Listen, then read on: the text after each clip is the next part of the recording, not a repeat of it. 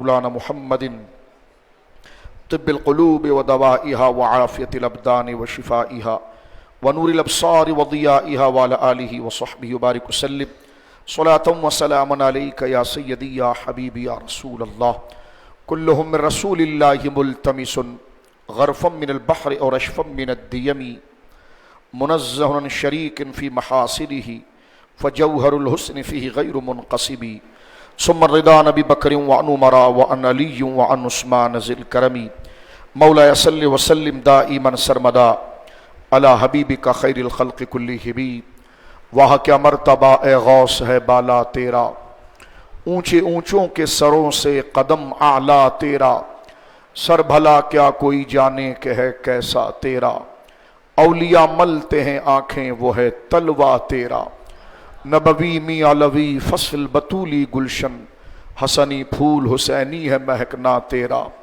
راج کس شہر پہ کرتے نہیں تیرے خدام بانج کس نہر سے لیتا نہیں دریا تیرا مزرع چشت و بخارا و عراق و اجمیر کون سی کشت نہیں جس پہ برسا نہیں جھالا تیرا مجھ کو رسوا بھی اگر کوئی کہے گا تو یوں ہی کہ وہی نہ وہ رضا بندہ رسوا تیرا اللہ کی حمد و ثنا نبی محترم نبی معظم باعث تخلیق ارض و سما صلی اللہ علیہ وآلہ آلہ وصحبہ وبارک وسلم کی بارگاہ مقدسہ میں انتہائی محبت و عقیدت کے ساتھ درود و سلام پیش کرنے کے بعد تمام تعریف اللہ وحدہ لا شریک کے لیے ہے۔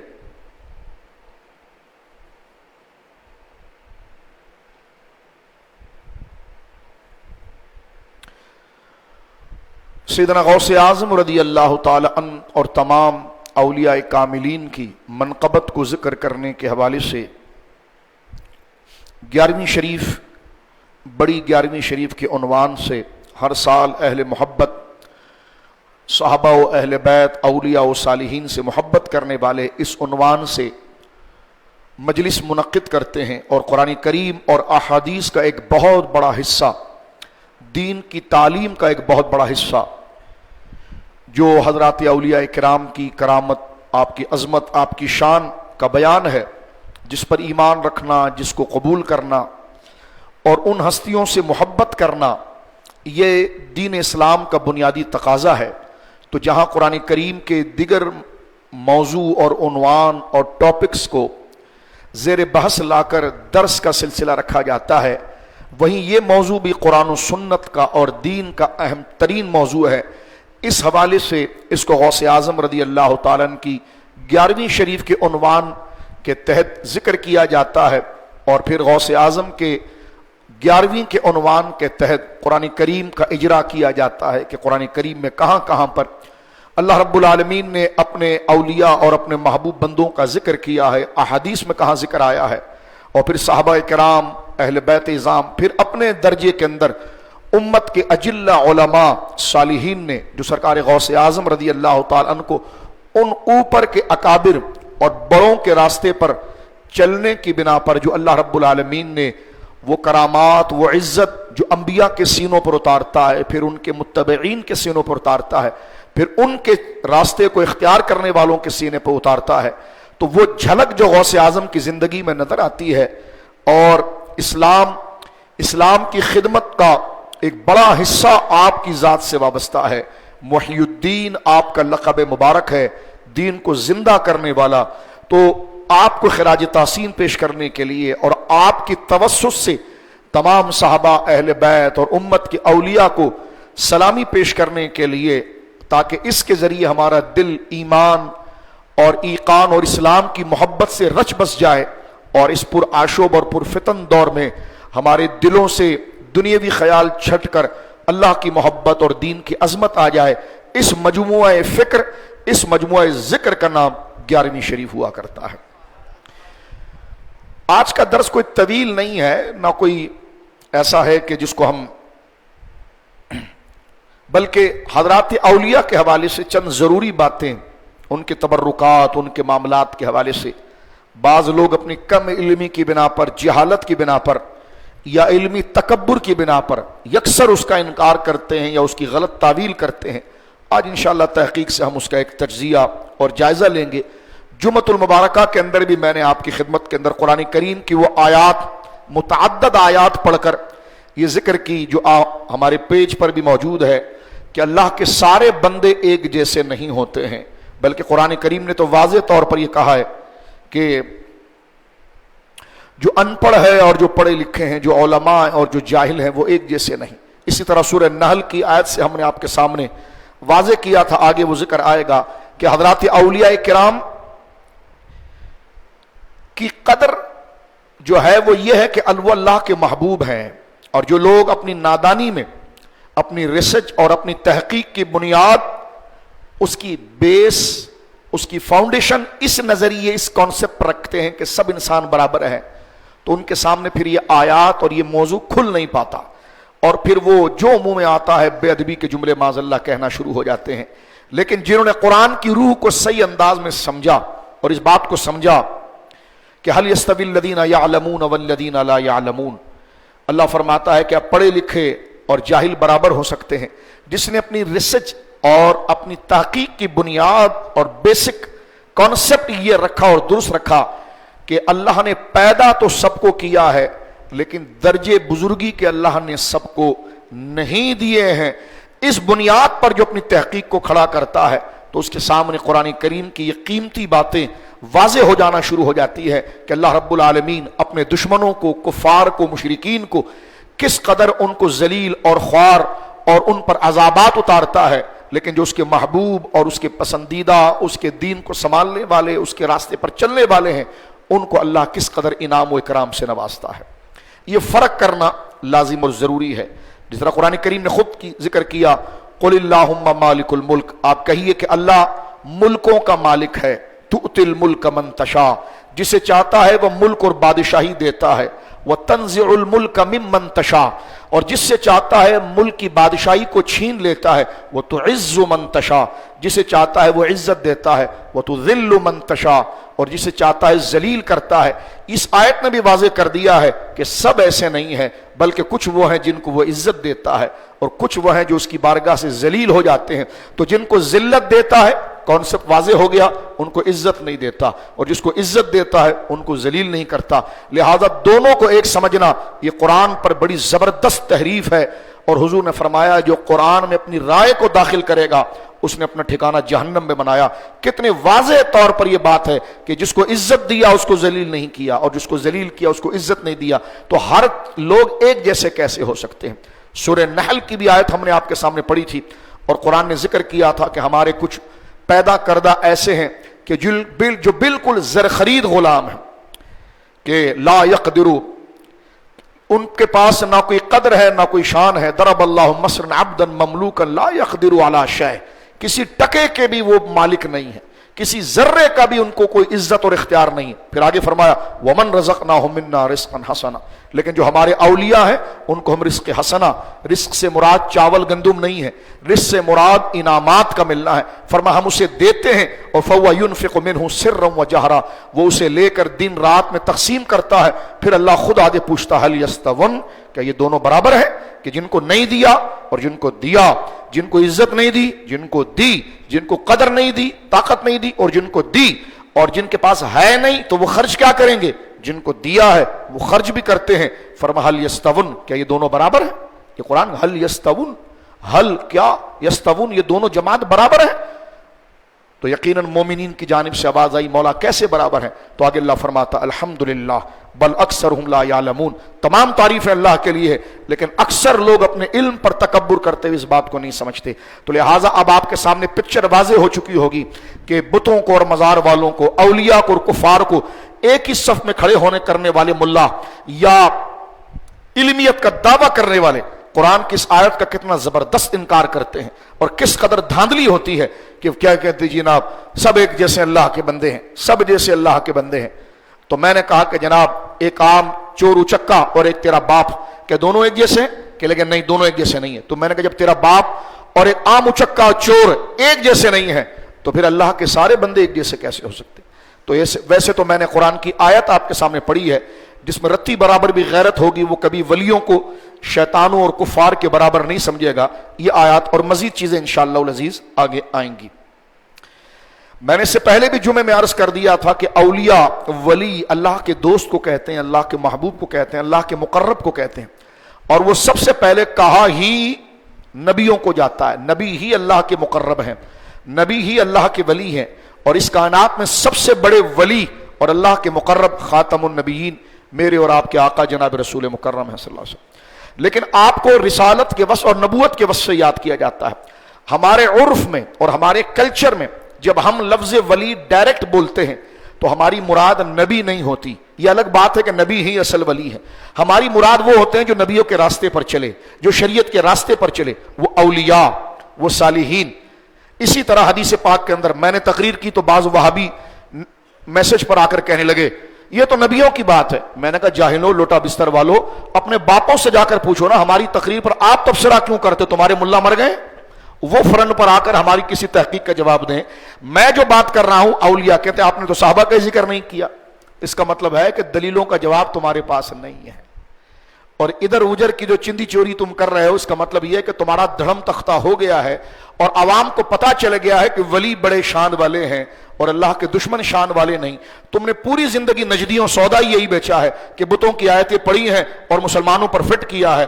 اب تو ترقی کا دور ہے، تمہاری بھیانک چہرے واضح ہو چکے ہیں، خوارج پتا چل چکے ہیں، لہذا جیسا جیسا تمہارا پول کھلتا ہے چاہیے کہ تم حق کو قبول کر کے اللہ والوں سے دشمنی نہ کرو اور کفار سے دشمنی کرو۔ لیکن تم تو عرب ممالک کے اندر مورتیاں سر پر اٹھا کر جا کر مندریں بنا رہے ہو اور مزار کے گنبد گرا رہے ہو، تو تم تو بے وفا اور کٹی پتنگ ہو۔ نہ تم کبھی تحقیق کا معیار رہے، نہ کبھی تم مسلمانوں کے ذوق کا مرکز رہے، تم سے ہم کیا بات کریں۔ تو قرآن کریم کے نزدیک جو ذوق کا معیار رہے ہیں وہ عظیم علماء رہے ہیں۔ انشاءاللہ آج آپ دیکھیں گے جو حوالے میں آپ کے سامنے پڑھوں گا کہ اللہ رب العالمین جل وعلا نے غوث اعظم کو اور اپنے بزرگوں اور انبیاء اور بالخصوص سرکار کی نیابت کی وجہ سے جو اللہ نے مقام عطا فرما۔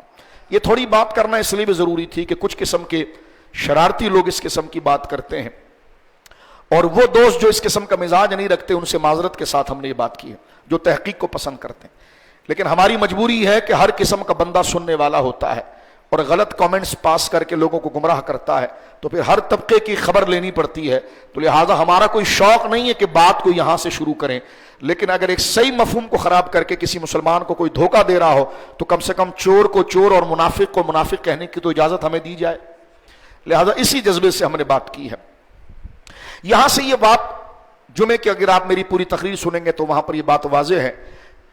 جس دن آپ نے اپنے ذہن میں یہ سچی بات بٹھا دی کہ اللہ کے دوست و دشمن برابر نہیں ہیں تو آپ کو مزارات خود ہی سمجھ میں آنا شروع ہو جائیں گے، آپ کو ولی خود ہی سمجھ میں آنا شروع۔ یہ جہاں سے آپ کو مس گائیڈ کرتے ہیں، جہاں سے آپ کو اولیاء کے خلاف کرتے ہیں کہ یہ مدد مانگ لی، یہ کر دیا، میں نے کہا مدد کا موضوع تو بہت آگے کا ہے، پہلے نیچے کے کانسیپٹ طے کرو ہمارے ساتھ۔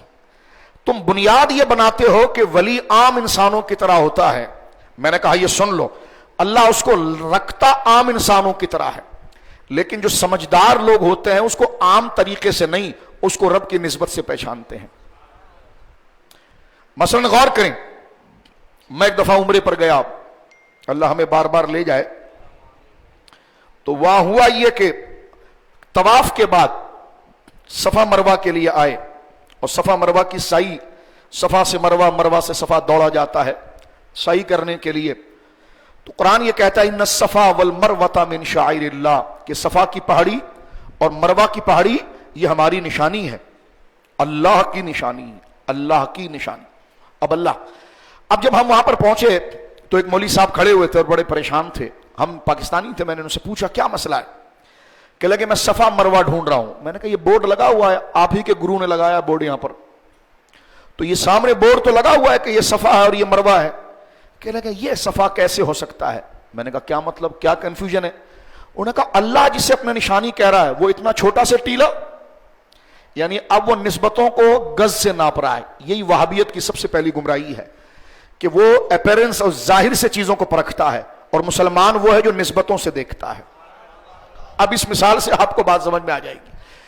وہ صفا مروہ کے سامنے کھڑے ہو کر کہہ رہا ہے کہ صفا کی پہاڑی کہاں ہے، مروہ کہاں ہے؟ ہم نے کہا یہی تو صفا کی پہاڑی ہے اور وہ مروہ ہے، سارے مسلمان یہاں سے جا رہے ہیں آ رہے ہیں، صفا سے چلتے ہیں مروہ تک اور مروہ سے چلتے ہیں صفا تک۔ اس نے کہا یار مجھے کنفیوژن ہے. میں نے کہا کیا؟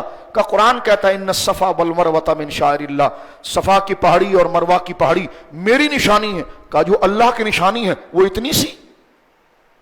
میں نے کہا ملا جی یہ تیری آزمائش کے لیے ہے، یہ اس کو تو اتنا سے نہ دیکھ، اس کی نسبت جو اللہ کی طرف ہے اس کو دیکھ. تمہارے وہابیوں میں سب سے بڑا نقطہ یہ ہے کہ یہ چیز کو ظاہر سے دیکھتے، نسبت سے نہیں دیکھتے. ابلیس نے جب حضرت آدم کو ظاہر سے دیکھا تو ادب نہ کر سکا، جبریل نے جب نسبت خلافت کو دیکھا تو سجدہ کر گئے. یہی مزاج اہل سنت کا ہے کہ یہ ولیوں کو ظاہر سے نہیں دیکھتے، ان کی نسبت جو اللہ سے اس کو دیکھتے ہیں. تو وہ صفا مروہ کو ابھی انچی ٹیپ سے ناپ رہا تھا. وہ سمجھتا تھا کہ شاید یہاں پر ہمالیہ کا پہاڑ ہو اور ادھر کیٹو کا پہاڑ ہو، لگے جناب اتنا بھاری بھرکم ہے تو اس سے میرا دل ہو کہ جناب یہ تو اللہ کی نشانی ہے. آپ سمجھ رہے ہیں؟ اللہ کی نشانی ہے. میں نے کہا یہی آزمائش ہے، اللہ ولیوں کو رکھتا ہے عام لوگوں کے درمیان، اور اور امتحان لیتا ہے کہ کون ان کے ظاہر سے اندازہ لگاتا ہے اور کون ان کے تقوی، طہارت اور ان کی نسبت سے اندازہ لگاتا ہے. آپ کو سمجھ میں آ گیا ہوگا کہ ریسرچ کی بیسک کیا ہونی چاہیے اور تحقیق کیا ہونی چاہیے. تو اولیاء کو کبھی ظاہر سے نہیں دیکھتے. ظاہر بمراد مکان، گاڑی، یہ وہ، طاقت، کر و فر، ان کا ظاہر شریعت کی پابندی ہوتی ہے، شریعت کی پابندی ہوتی ہے. لہٰذا اس بات کو ذکر کرنے کے بعد سرکار غوث اعظم رضی اللہ تعالیٰ عنہ کی بارگاہ میں چند جملے ذکر کر کے ہم پھر قرآن کریم اور چند احادیث کی طرف آگے بڑھتے ہیں. 11ویں شریف کے کانسیپٹ پر ایک جملہ عرض کر دینا چاہتا ہوں. 11ویں شریف سے مراد 11 تاریخ نہیں ہے اصلاً جو موجودہ ہمارے معمولات ہیں، اس سے مراد ہے ایصال ثواب. ایک بات تو پوری بات سنیں، ایک بات تو یہ ایصال ثواب. آج دیکھیے ربیع ثانی کی 11 تاریخ نہیں ہے لیکن 11ویں شریف کی جا رہی ہے. تو 11ویں شریف اپنی ایک خاص شکل میں ایک موضوع بن جاتا ہے اولیاء کی تعریف کا. جب 11ویں شریف کا پمفلیٹ لگا ہوا ہو، اشتہار لگا ہوا ہو، تو دیکھنے کے ساتھ ذہن راغب ہوتا ہے اچھا 11ویں شریف، اس کا مطلب قرآن کی وہ آیات پڑھی جائیں گی جو اللہ کی ولیوں کی شان میں ہے. تو ایک معنی 11ویں شریف کا، لوگ اکثر پوچھتے ہیں 11ویں شریف کیا ہے، تو اس کو ذرا 2-3 لفظوں میں سن لیجئے. 11ویں شریف کا ایک معنی ہے اولیاء کی شان اور عظمت جو قرآن میں ذکر ہوئی ہے، اس کے ذکر کا عنوان، ٹائٹل نیم، موضوع 11ویں شریف. ایک دوسرا اس کا معنی یہ ہے، بعض علماء نے یہ بھی لکھا کہ غوث اعظم رضی اللہ تعالی عنہ وردہ عنہ کا یہ عرس ہے، آپ کے وصال کی تاریخ ہے. بعض نے لکھا کہ 17 تاریخ ہے. ایک اس کی وجہ یہ ہے کہ یہ غوث اعظم رضی اللہ تعالیٰ کی عرس کی تاریخ، عرس کا لقب، عرس کا آپ کے جو آپ کو ثواب یا ایصال ثواب کرنے کا جو طریقہ ہے، اور وہ خاص جب آپ کو کرنے کا ہوگا تو اس سے مراد 11ویں شریف ہوگی. ایک تیسری اس کی وجہ یہ بھی ہے کہ غوث اعظم رضی اللہ تعالی عنہ پابندی کے ساتھ 11 کو حضور علیہ الصلوۃ والسلام کا ذکر کرتے تھے اور میلاد شریف کی محفل منعقد کرتے تھے. سرکار دو عالم صلی اللہ علیہ وسلم کی بارگاہ میں ہدیہ درود پیش کرنے کا انتظام اپنے مریدوں کے ساتھ کرتے تھے. یہی چیز مشہور ہونے کے بعد یہ غوث اعظم رضی اللہ تعالیٰ عنہ کے ایصال ثواب میں منتقل ہو گئی. لیکن یہ میں صرف ایک کانسیپٹ بتا رہا ہوں، اس میں قطعاً کوئی جانے کی ضرورت نہیں ہے. یہ صرف ایک تاریخی پہلو اور دور اور ادوار کے حوالے سے اس نام کی کنڈیشن اور اس کی ڈیفینیشن، اس کی لاجک کیا ہے، اس میں کیا انفارمیشن ہے، وہ بتانا مقصد تھا.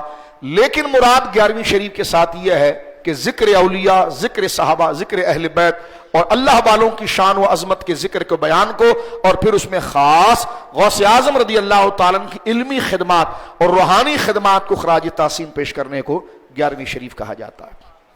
اور کوئی کہ آپ نے نام کیسے رکھ لیا، تو یہ بالکل ستی اور پیدل اور پاگل لوگوں کا کام ہے.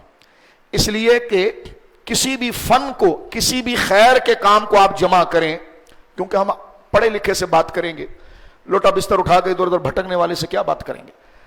جب علماء یہ لفظ کہہ رہے ہیں تو جاہل لوگ تو نہیں کہہ رہے، تو اپنا علم بڑھاؤ نا کہ اس کے کہنے کی وجہ کیا.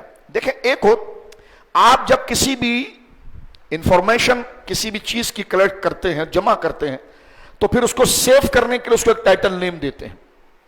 تو شریعت مطہرہ کے اندر کوئی بھی سبجیکٹ اور کوئی بھی خیر کی بات کو اگر آپ کرنا چاہتے ہیں، اس ایونٹ کو منانا چاہتے ہیں، تو آپ کی مرضی ہے، آپ اس پر کوئی بھی نام رکھیں. جیسے ہمارے وہاں وضو غسل کا جب درس دیا جاتا ہے تو درس فقہ نام رکھا جاتا ہے. اب سرکار کے دور میں یہ تھوڑی نام رکھا جاتا تھا. درس فقہ کے نام سے یہ بات سمجھ میں آ جاتی ہے کہ اس میں احکام کی بات ہوگی. اسی طرح درس میلاد سے یہ بات سمجھ میں آ جاتی ہے کہ اس میں سرکار کی شان بیان کی جائے گی. اور درس 11ویں کے عنوان سے یہ بات سمجھ میں آ جاتی ہے کہ اس میں اولیاء کی شان بیان کی جائے گی. بس یہ بات سمجھ لیجئے. لاجیکل یہ چھوٹی چھوٹی باتیں ہیں جس سے بد مذہب گمراہ کرنے کی کوشش کرتا ہے، جبکہ اس کا ٹاپک سے کوئی سروکار نہیں. کوئی 11ویں شریف نہ بھی کہے تو کیا ہوتا ہے، لیکن جو کہتا ہے اس کی وجہ یہ ہے، اور یہ وجہ کوئی ہماری سماج کے تعارف کے حوالے سے ہے. جیسے ہمارے شہروں کا نام رکھ دیا جاتا ہے، جیسے ہمارے اسکولز کا نام رکھ دیا جاتا ہے، جیسے ہماری مسجدوں کا نام رکھ دیا. جیسے مسجد ابو بکر صدیق، بولے قرآن سے دکھاؤ کہ دوراجی میں جو مسجد ہوگی اس کا نام ابو بکر. تو اس پاگل کو کیا جواب دیں گے آپ؟ بھائی ہم 4 لوگوں کو اچھا لگا کہ جناب یہ نام بڑا اچھا ہے، تو ہم اچھا نام ہے، نام تو کوئی برا نہیں ہے، تو ہم نے مسجد کا نام رکھ دیا. تو کیا حرج ہے؟ وہ کہے گا نہیں قرآن سے بتاؤ، حدیث سے بتاؤ. تو میں نے کہا یہ اگر ہے تو تمہاری بالکل، میں نے تو منا کے اندر دیکھا ہے جامعہ مسجد عبداللہ بن باز. تو میں پوچھتا ہوں یہ مفتی اعظم سعودیہ کے نام سے جو پوری مسجد کھڑی کر دی ہے عبداللہ بن باز، یہ ہمارے نیپا چورنگی پر آپ چڑھائی چڑھتے ہیں تو جناب ایک بڑا جامعہ امام ابن تیمیہ. تو میں نے کہا یہ ساری نسبتیں کیسے جائز ہو گئی ہے؟ تو لہٰذا یہ تو آپ ابا ابا کھیل رہے ہیں کہ اپنے لوگوں کے نام پر رکھیں. تو کہنے کا مقصد یہ ہے کہ خیر کے کام کے لیے اگر اس کو پکارنے کے لیے کوئی عنوان دے دیا جائے تو وہ عنوان ناجائز نہیں ہے، اور اس میں الجھنا نہیں چاہیے. بد مذہب اصل دلائل سے بھگانے کی وجہ سے ان چھوٹی چھوٹی باتوں کو آپ میں الجھاتا ہے جو ضروری بھی نہیں ہے. جیسا میں نے آپ کو بتایا جو ضروری بھی نہیں ہے، ایسا الجھا دیتا ہے اور اس الجھاؤ کے ذریعے آپ کے دل سے سچی محبت نکالنا چاہتا ہے. اللہ محفوظ فرمائے. حضرت غوث اعظم رضی اللہ تعالیٰ عنہ کا قد کیا ہے، قامت کیا ہے، علمی مقام کیا ہے، اب میں آپ کے سامنے سب سے پہلے حافظ شمس الدین ذہبی رحمۃ اللہ علیہ، جو تاریخ کے اسماء الرجال کے سیرت کے امام ہیں، 754 ہجری آپ کا وصال ہے، 754 ہجری. علمی دنیا کے اندر آپ کو بہت بڑا مقام حاصل ہے. آپ کی کئی کتابیں اسماء الرجال میں، جیسے میزان الاعتدال ہے، سیر اعلام النبلاء ہے، تزکیۃ الحفاظ ہے، الکاشف ہے. آپ 754 ہجری آپ کا وصال ہے، اور بہت بڑے محدث اپنے عصر کے، انہوں نے سیر اعلام النبلاء جو سیرت کی کتاب اپنے دور کے، یعنی دور رسالت سے لے کر ان کے دور تک، کیونکہ یہ 8ویں صدی ہجری میں آئے ہیں، 754 میں ان کا انتقال ہوا ہے. تو توجہ سے علمی بات سنیے. تو اپنے سے پہلے جتنے نیک لوگ گزرے ہیں سب کے حالات، ان کی بائیوگرافی، ان کی زندگی کے مستند ایتھنٹک حوالوں کے ساتھ اس کو جمع کیا، اور آپ کی اس بزرگ اور پاکیزہ کتاب کو سیر اعلام النبلاء کہا جاتا ہے. جب وہ آئے ہیں 561 ہجری میں، تو پھر غوث اعظم کا وصال کا وقت تھا، اور ظاہر سی بات ہے 561 ہجری 754 سے پہلے گزری ہے، تو انہوں نے غوث اعظم کی پوری بائیوگرافی کو جمع کیا ہے. اور میں پوری بائیوگرافی تو نہیں پڑھوں گا، لیکن یہ بتاؤں گا کہ امت کا اتنا بڑا امام اور عالم علامہ ذہبی یہ غوث اعظم کو کن لقب سے یاد کرتا ہے.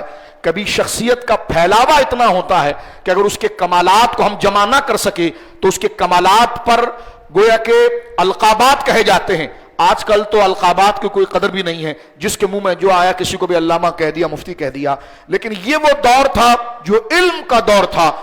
آپ صرف غور کیجئے گا کہ غوث اعظم کو علم میں اور اپنے وقت میں درجہ امامت و علم و فضل میں کتنا بڑا مقام حاصل تھا.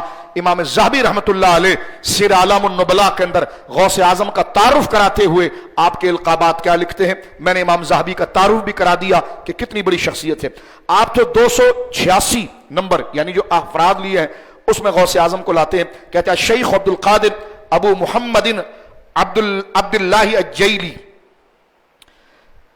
کہ شیخ عبد القادر جیلانی رحمت اللہ علیہ جن کی کنیت ہے ابو محمد ابن عبداللہ الجیلی.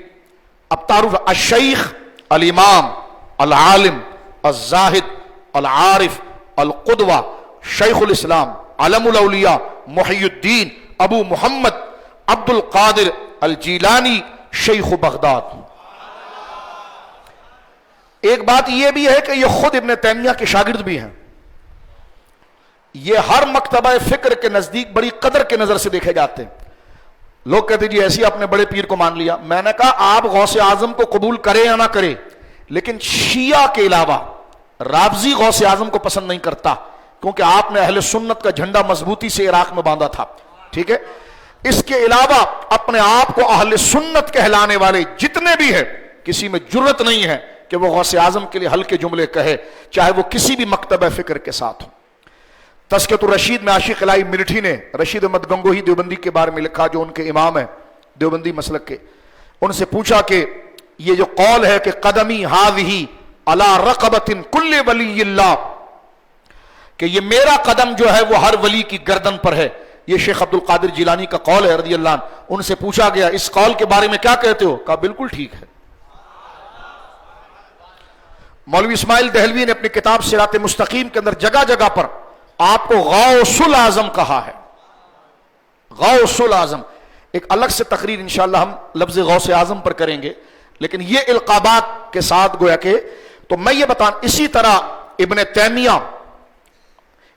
تیمیہ جو ہیں, جو آپ یقیناً ان کے تعارف کو کسی نہ کسی حوالے سے جانتے ہوں گے, نجدی مکتبہ فکر کے لوگ انہیں اپنا امام تسلیم کرتے ہیں, لیکن انہوں نے حضرت سیدنا غوث اعظم کے بارے میں کیا لکھا میں صرف بتا رہا ہوں. یعنی غوث اعظم کو ہم کیا پڑھیں گے؟ جو اپنے وقت کے اونچی اونچی مقام والے لوگ تھے وہ غوث اعظم کے سامنے کس طرح منقبت پیش کرتے ہیں, اپنے ہو یا پرائیں. یہ ابن تیمیہ صاحب کی کتاب میرے سامنے ہے الاستقامہ. استقامت کتاب کے اندر یوں تو علامہ ابن تیمیہ نے اپنے فتاوی ابن تیمیہ میں جلد نمبر 10 اور جلد نمبر 11 میں کتاب التصوف جو سعودی عرب سے 30 جلدوں پر فتاوی ابن تیمیہ شائع ہوا, اس کی جلد نمبر 10 اور جلد نمبر 11 میں غوث اعظم رضی اللہ تعالیٰ عنہ پر بڑا خوب سیر حاصل انہوں نے بات کی ہے علامہ ابن تیمیہ نے. اور یہاں تک لکھا ہے, وہ کہتے ہیں کہ میرے والد غوث اعظم سے بڑی محبت کرتے تھے, یہ تک لکھا. اور وہ اپنی سند بھی وہاں پر لکھ رہے ہیں, وہ کہتے ہیں کہ میرے والد ان کی صحبت میں بیٹھا کرتے تھے جو غوث اعظم کی صحبت میں بیٹھ چکے تھے. اس سے صرف اندازہ لگائیے غوث اعظم کا علمی روب اور آپ کی عظمت اتنی ہے کہ ایسے لوگ کہ جن سے تعریف کی کوئی امید نہیں, وہ حضرات آگے بڑھ کر سیدنا غوث اعظم رضی اللہ تعالیٰ عنہ. میں صرف یہ بتانا چاہ رہا ہوں کہ ہر مکتبہ فکر کا شخص غوث اعظم کی قدر و عزت کرتا الا شیعہ, یعنی جو اپنے آپ کو سنی یا اہل سنت کہلوانا چاہتے ہیں, ان تمام مکاتب فکر کے نزدیک غوث اعظم کی شخصیت مسلم ہے, ان کی توہین ان کی بے ادبی معاذ اللہ کبھی نہیں کی گئی. یہ غوث اعظم کی شان و جلالت. اب میں ابن تیمیہ صاحب کی کتاب جو ہے وہ الاستقامت, اس میں دیکھیں ان کی کرامت غوث اعظم کی لکھتے ہیں. کہتے ہیں کہ حضرت سیدنا عمر سہروردی رحمت اللہ علیہ, شیخ شہاب الدین سہرورد جو بغداد شریف میں آرام فرما رہے ہیں, جن سے سہروردی سلسلہ چلا, آپ کا اسم شریف تھا عمر سہروردی, آپ کا وہ علاقہ اور جس سے سلسلہ چلا. تو علامہ ابن تیمیہ کہتے ہیں ان کے جو چچا تھے, یعنی سیدنا عمر سہروردی شیخ شہاب الدین سہروردی رضی اللہ تعالیٰ عنہ کے جو چچا تھے ابو نجیب, یہ غوث اعظم کے خلیفہ تھے, اور خود حضرت شیخ شہاب الدین سہرورد مرید و خلیفہ ہیں اپنے چچا حضرت ابو نجیب کے, اور حضرت سیدنا ابو نجیب سہروردی یہ خلیفہ غلام اور مرید ہیں حضرت غوث اعظم کی. صرف آپ غوث اعظم کا اسٹیٹس سنتے چلیے کہ اللہ نے آپ کو کیا مرتبہ اور مقام عطا فرمایا تھا. اب میں آگے آپ کو بتاؤں گا کہ 4 سلسلے غوث اعظم سے کس طرح جڑتے ہیں غلامی کے اندر, کیونکہ یہ بات بھی ہمارے بچوں کے سامنے واضح ہونی چاہیے. یہ بات علامہ ابن تیمیہ لکھ رہے ہیں, میں اگر اعلیٰ حضرت سے لاتا تو کوئی انکار کرتا. یہ اپنی کتاب الاستقامت صفحہ نمبر 87 پر یہ بات لکھ رہے ہیں, اور کیا بات کرتے ہیں؟ کہتے ہیں کہ حضرت شیخ شہاب الدین سہرورد جن کے خلیفہ بہاؤالدین زکریا ہیں, جن کے خلیفہ اور مرید حضرت شیخ مصلح الدین سعدی, شیخ سعدی رحمت اللہ علیہ جن کے مریدوں میں سے ہیں, شیخ سعدی جیسے لوگ, حضرت بہاؤالدین زکریا شیخ الاسلام بہاؤالدین زکریا فرماتے میں نے کئی سال عرب و عجم میں سفر کیا شیخ اور پیر کو ڈھونڈنے کے لیے. کہتے ہیں بغداد کے میں نے سب سے زیادہ سفر کیے, لیکن میری طبیعت نے جس کے علم اور جس کے فضل نے میری طبیعت کو متاثر کیا, وہ حضرت شیخ عمر سہروردی یعنی شیخ شہاب الدین سہروردی کی ذات گرامی. بہت بڑے عالم دین، بہت بڑے صوفی. یہاں اندازہ لگائیے عوارف المعارف آپ کی کتاب جو تصوف کا مقدمہ ہے، اور آپ سے باقاعدہ تصوف کا سلسلہ چلا جسے سلسلہ سہرورد کہا جاتا ہے. ابن تیمیہ لکھتے ہیں کہ حضرت شیخ شہاب الدین سہروردی کہتے ہیں کہ قال سہروردی کنت قد عزمت علی ان اقرأ شیئا من علم الکلام. وہ کہتے ہیں میں زمانہ طالب علمی میں، شیخ شہاب الدین سہروردی کہتے ہیں کیونکہ غوث پاک کا ان کا دور ایک ہی تھا، میرے دل میں علم کلام کو پڑھنے کا بڑا شوق پیدا ہوا، یعنی بحث و مباحثے کا علم، علم مناظرہ، علم کلام، علم عقیدہ. وَأَنَا مُتَرَدِّدٌ، لیکن میں اس میں پریشان تھا، متردد تھا کہ هل اقرأ الارشاد امام الحرمین اور نہال الاقدام، کہ 2-3 کتابیں یا 2-3 مکتب میرے سامنے تھے کہ میں علم کلام کو اگر پڑھوں تو پھر میں کس مکتب کے اصول کو فالو کروں. کہتے ہیں میں اس میں بڑا پریشان تھا. فذهبت مع خالی ابی نجیب، میں اپنے چچا ابو نجیب کے ساتھ پہنچا حضرت غوث پاک کے پاس. یہ ابن تیمیہ ہے. وَكَانَ يُصَلِّي بِجُنْبِ شیخ عبد القادر، اور میں نے دیکھا کہ حضرت سیدنا غوث اعظم ایک جانب نماز پڑھ رہے تھے. اور کہتے ہیں میں اپنے چچا کے ساتھ، حضرت شیخ صاحب الدین سہروردی کہتے ہیں میں اپنے چچا کے ساتھ غوث اعظم کے پاس جب پہنچا ایک جانب بیٹھ گیا. کہتے ہیں میں جو نیت لے کر میں آیا تھا کہ غوث اعظم سے پوچھوں گا یا اپنے چچا کو کہوں گا، کیونکہ مجھے تو غوث پاک کا بڑا روب تھا، تو میں اپنے چچا سے کہوں گا کہ میرے بارے میں پوچھے کہ میں کون سی کتاب پڑھوں کیا نہیں پڑھوں. تو کہتے ہیں غوث اعظم نماز پڑھ رہے تھے اور میں نے سفر کیا اور آیا. تو کہتے ہیں فَإِلْتَفَتِ الشَّيْخ، غوث اعظم نے نماز سے جیسے فارغ ہوئے تو میری طرف دیکھا اور دیکھ کر فرمایا قال لی یا عمر، اے عمر، یعنی شیخ سہروردی کو فرمایا اے عمر، ما ہوا ما زاد القبر، ما ہوا من زاد القبر، یہ علم جو تو پڑھ رہا ہے نا یہ چھوڑ، وہ علم پڑھ جو قبر میں کام آئے گا. اب وہ کہتے ہیں یہ بات تو میں دل میں لے کر آیا تھا کہ میں غوث پاک سے پوچھوں گا. اب میں مسجد میں پہنچا، غوث پاک نماز پڑھ رہے تھے. کہنے کہ میں نماز سے غوث پاک فارغ ہوئے تو غوث اعظم نے سلام پھیرنے کے بعد میری طرف دیکھا اور ڈائریکٹ مجھ سے کوئی پوچھے بغیر میرے قلب پر توجہ کر کے فرما دیا یہ جو علم کلام پڑھنے کی بات کر رہا ہے نا اس سے تیرا حافظہ خراب ہو جائے گا، چھوڑ دے ان چیزوں کو. کہا وہ علم پڑھ جو تجھے قبر میں کام آئے. یہاں پر آگے لکھتے ہیں ابن تیمیہ فرجعت عن ذلك، میں نے پھر وہ علم پڑھنے سے باز آ گیا. فرماتے فرجعت عن ذلك فاخبر عن شیخ کاشف بما کان فی قلبہ، اور کیا کمال ہوا کہ میں شیخ کے پاس جب میں پہنچا تھا تو میرے دل کے، فرمایا کہ کاشف بما کان فی قلبہ، میرے دل میں جو چیزیں تھی وہ حضرت غوث پاک کے سامنے کاشف، ہر چیز کھول کر روشن ہو گئی تھی. یہ علامہ ابن تیمیہ نے، غوث اعظم دلوں کے راز جانتے ہیں اللہ کے اذن سے. اب کوئی اس پر شرک کا فتویٰ لگائے تو پھر علامہ ابن تیمیہ کی طرف آئے. انہوں نے واضح طور پر یہاں پر لکھا ہے کہ حضرت شیخ نے فرمایا کہ میرے دل کا راز کھل گیا غوث اعظم کے سامنے، اور یقیناً وہ حدیث ہے کہ اتقوا فراست المومن فإنہ ینظر بنور اللہ. رسول اللہ نے فرمایا ہے کہ مومن کی اس نور والی آنکھ سے بچ، اس آنکھ سے بچ، فراست والی.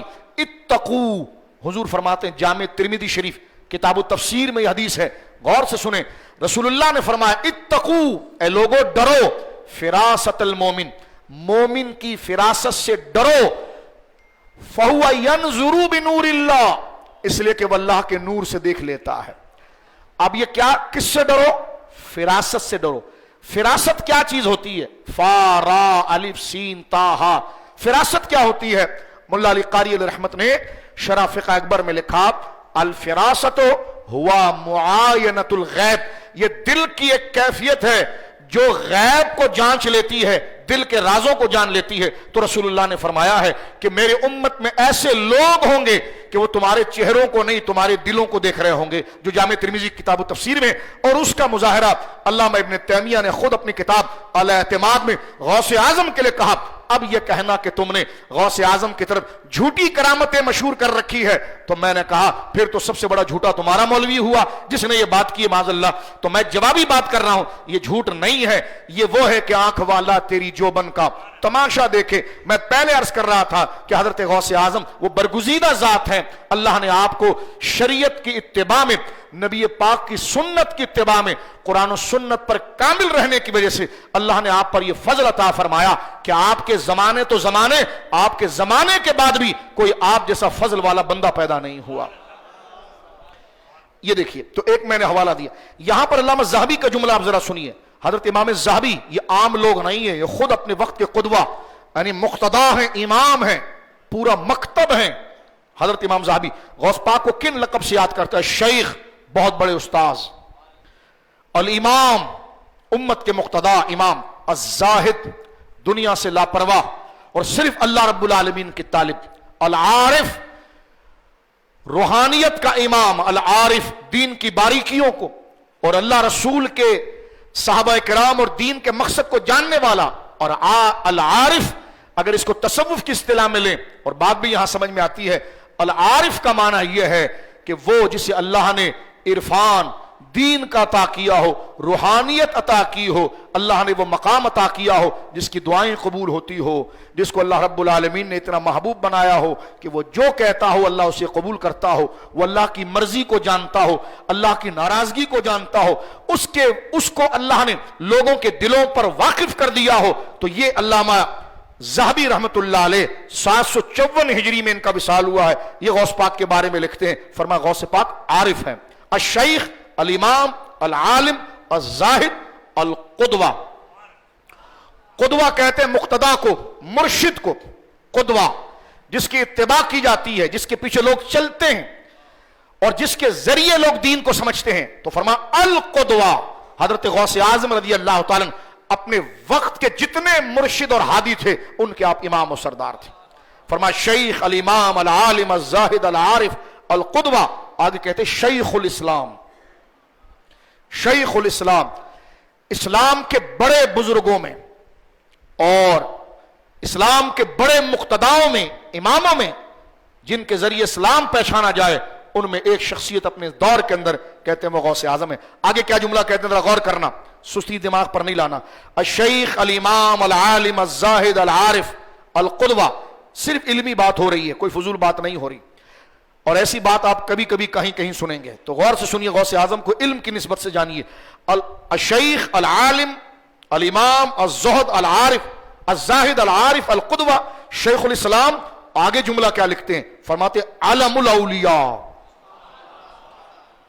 اولیاء کی پہچان اور اولیاء کا نشان، یعنی کہنے کا مقصد کیا؟ علم الاولیاء، علم نام کو بھی کہتے ہیں، علم جھنڈے کو بھی کہتے ہیں، علم نشان کو بھی کہتے ہیں۔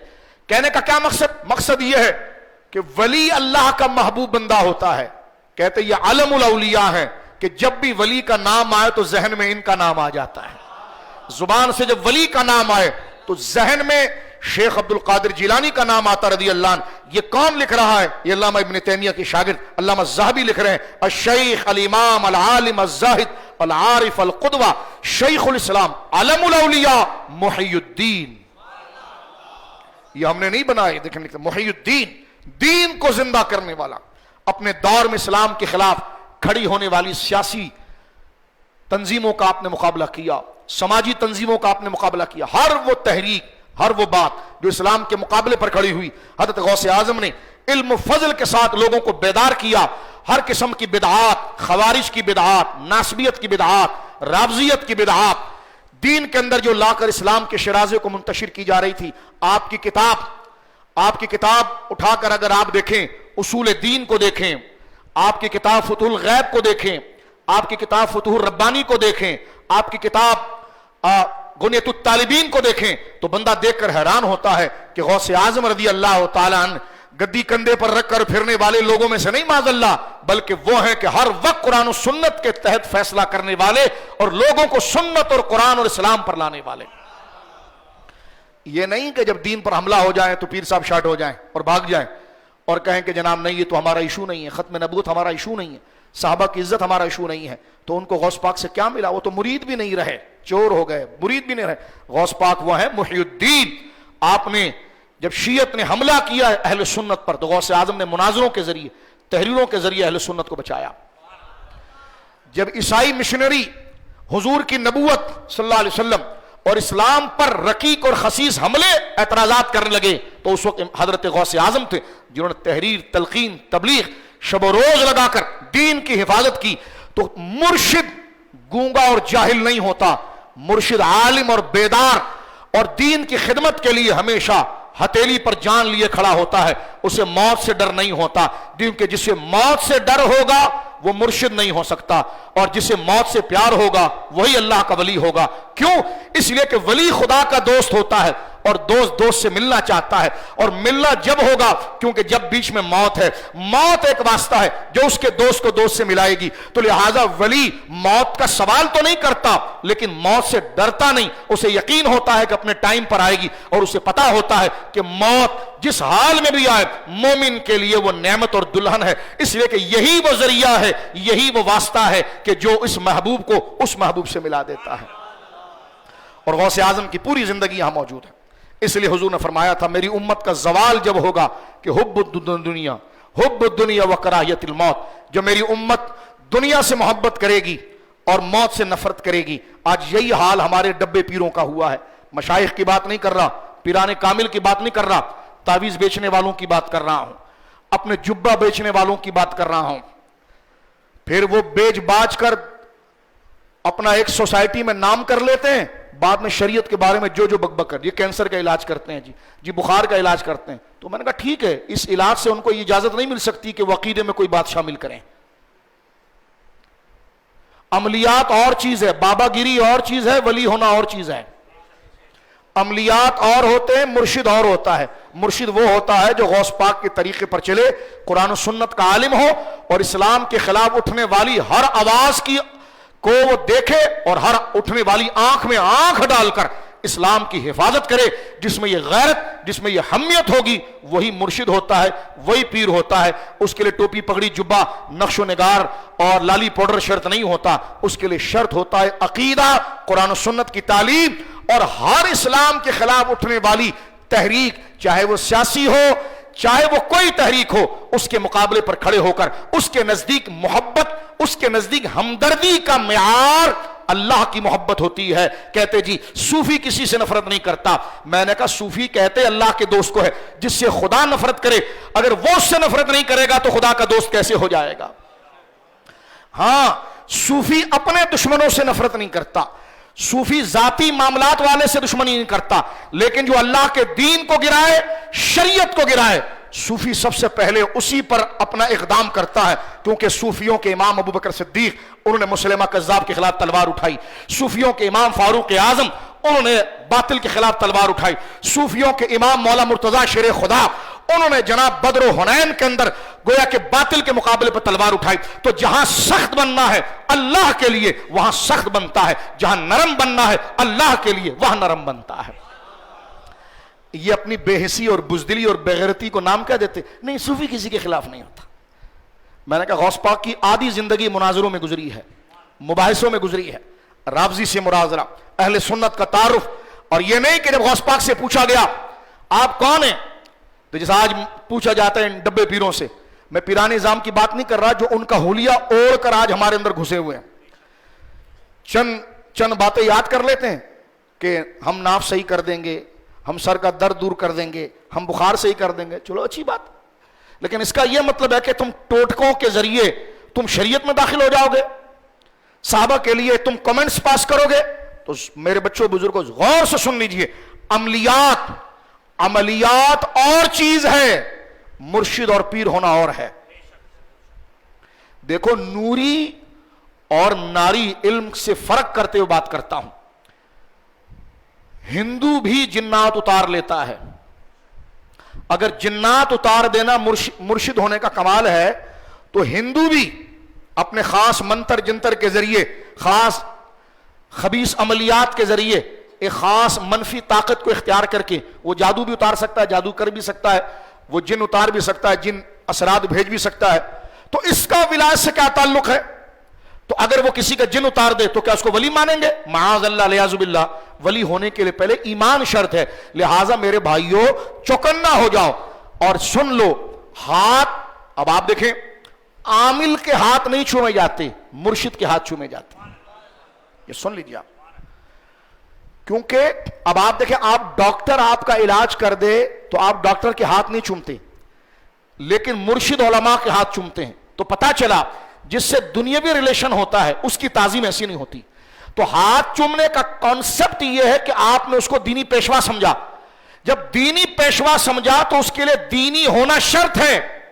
اس کا عقیدہ جانا جائے گا, اس کا مرشد جانا جائے گا, اس کا علم جانا جائے گا, کیونکہ آپ اس سے کنیکشن دین کی وجہ سے رکھ رہے ہیں. تو جب دین کی وجہ سے رکھ رہے ہیں تو اس میں دین کو دیکھیں نا. سمجھ رہے ہیں آپ؟ دین کو دیکھیں. ہمارے دوراجی کا بھی حال ہے, کوئی بابا آ جائے تو ہماری پوری قوم اس کے پیچھے نکل پڑتی, سارا ہمارا علاقہ اس کا مرید ہو جاتا. وہ شارٹ ہو جاتا, دوسرا آتا تو پھر اس کے مرید ہو جاتے ہیں. اب اللہ کا فضل ہے, سمجھدار ہو گئے ہیں, تو میں نے کہا یہ تعویذ سے مرید نہیں ہوتے, یہ الگ مسئلہ. میری بات پوری سننا. مرشد تعویذ دیتا ہے, لیکن جو تعویذ دے وہ مرشد بن جائے ایسا نہیں. سچ بات سنو, سارے صدمے ہم اپنے دل پر لے کر تمہیں سچ بتا رہے ہیں. تمہیں تو کچھ نہیں بولیں گے, وہ باطل ہمارے خلاف شروع ہو جائیں گے. تو کیا آپ کہیں گے پھر آپ نے یہ کیوں کیا؟ میں نے کہا اس لیے کہ پڑھا غوث اعظم کو تھا, پڑھا غوث اعظم کو تو. لہذا اللہ کے ولی جو ہیں وہ تعویذ دیتے ہیں. تعویذ دینے پر تو ہم دلائل دیتے ہیں. جو تعویذ کا انکار کرے وہ تو گمراہ ہے, لیکن جو نوری علم اور جائز کلمات کے ساتھ. لیکن ہم کہتے ہیں کہ کوئی تعویذ دے دے, کوئی ٹوٹکے سے کسی کا علاج کر دے, تو تم اس کو مرشد مان لو. تو مرشد کے لیے عمر شرط نہیں ہے کہ اس کی بال سفید ہو, نہ مرشد کے لیے یہ شرط ہے کہ اس کا جبہ بڑا خوبصورت ہو. مرشد کے لیے پہلی شرط یہ ہے کہ وہ سنی ہو, قرآن و سنت کا عالم ہو, اور اس پر خود عمل کرنے والا ہو. بات سمجھ گئے؟ اب آگے چلتے ہیں. فرمایا حضرت سیدنا امام الذہبی نے, میں بات کو آگے بڑھا رہا ہوں کیونکہ یہ بڑی قیمتی بات ہے, یہ آپ کے ذہنوں میں بٹھانے کے لیے, واضح کرنے کے لیے اس کانسیپٹ کو, اس لیے بار بار میں یہ بات کر رہا ہوں. یہ میرے سامنے سیر اعلام النبلاء موجود ہے. آپ فرماتے ہیں شیخ عبد القادر ابو محمد ابن عبداللہ الجیلی, شیخ الامام العالم الزاہد العارف القدوہ شیخ الاسلام علم الاولیاء محی الدین ابو محمد عبد القادر ابن ابی صالح عبداللہ الجیلی حنبلی شیخ بغداد مولدہ بجیلان. آپ جیلان میں پیدا ہوئے. فی سنت 71 و400 471 ہجری. آپ نے یہ لکھا 471 ہجری میں آپ غوث اعظم رضی اللہ تعالیٰ جو ہے وہ جیلان میں پیدا ہوئے. اب میں نے ایک امام کا حوالہ آپ کے سامنے پیش کیا, آپ اس سے اندازہ لگائیے کہ غوث اعظم رضی اللہ تعالیٰ کو امت کی اور علماء کی کیسے کیسے علماء کی جماعت سلام پیش کرتی ہے. اس سے آپ غوث اعظم کے ایسا ان کو بڑا پیر نہیں کہا جاتا. اللہ نے ان کو فضل و مقام ایسا دیا تھا, یہ نہیں تھا کہ بینر لگا کر کسی بھی بندے کو آپ پیر بنا دیں.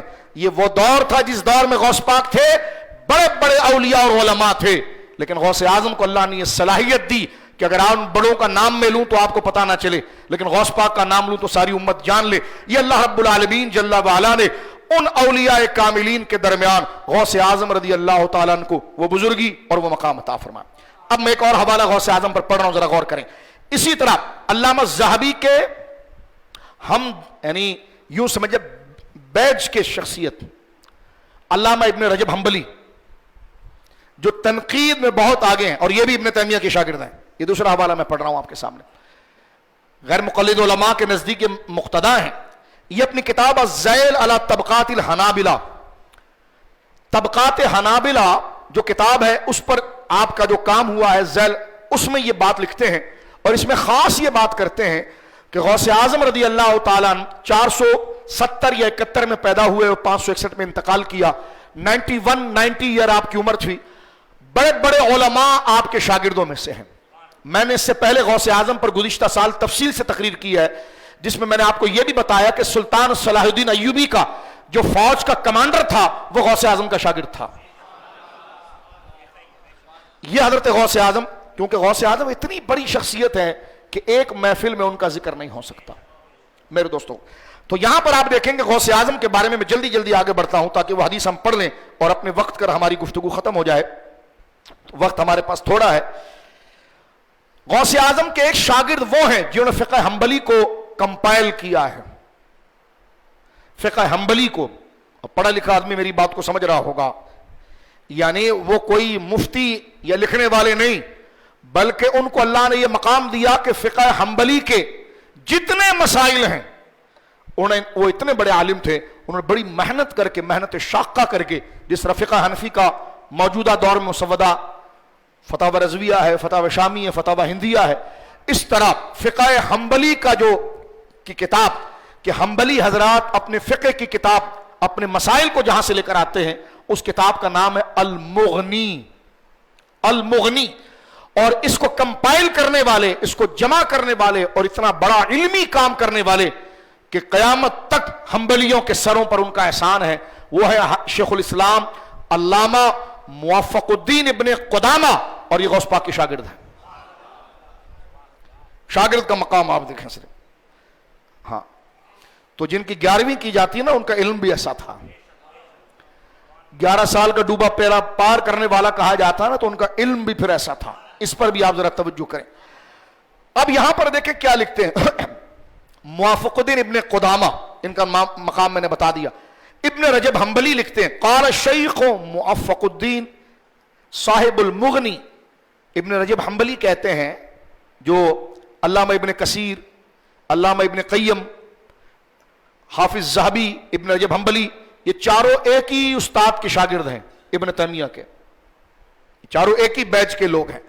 اب آپ دیکھیں یہ کیا لکھ رہے ہیں ابن رجب حنبلی. کہتے ہیں قال الشیخ موفق الدین صاحب, کہتے ہیں ابن رجب حنبلی کہ موفق الدین ابن قدامہ وہ یہ کہہ رہے ہیں غوث اعظم کے لیے, لم اسمع عن احد یحکى عنہ من الکرامات اکثر مما یحکى عن شیخ عبد القادر رضی اللہ.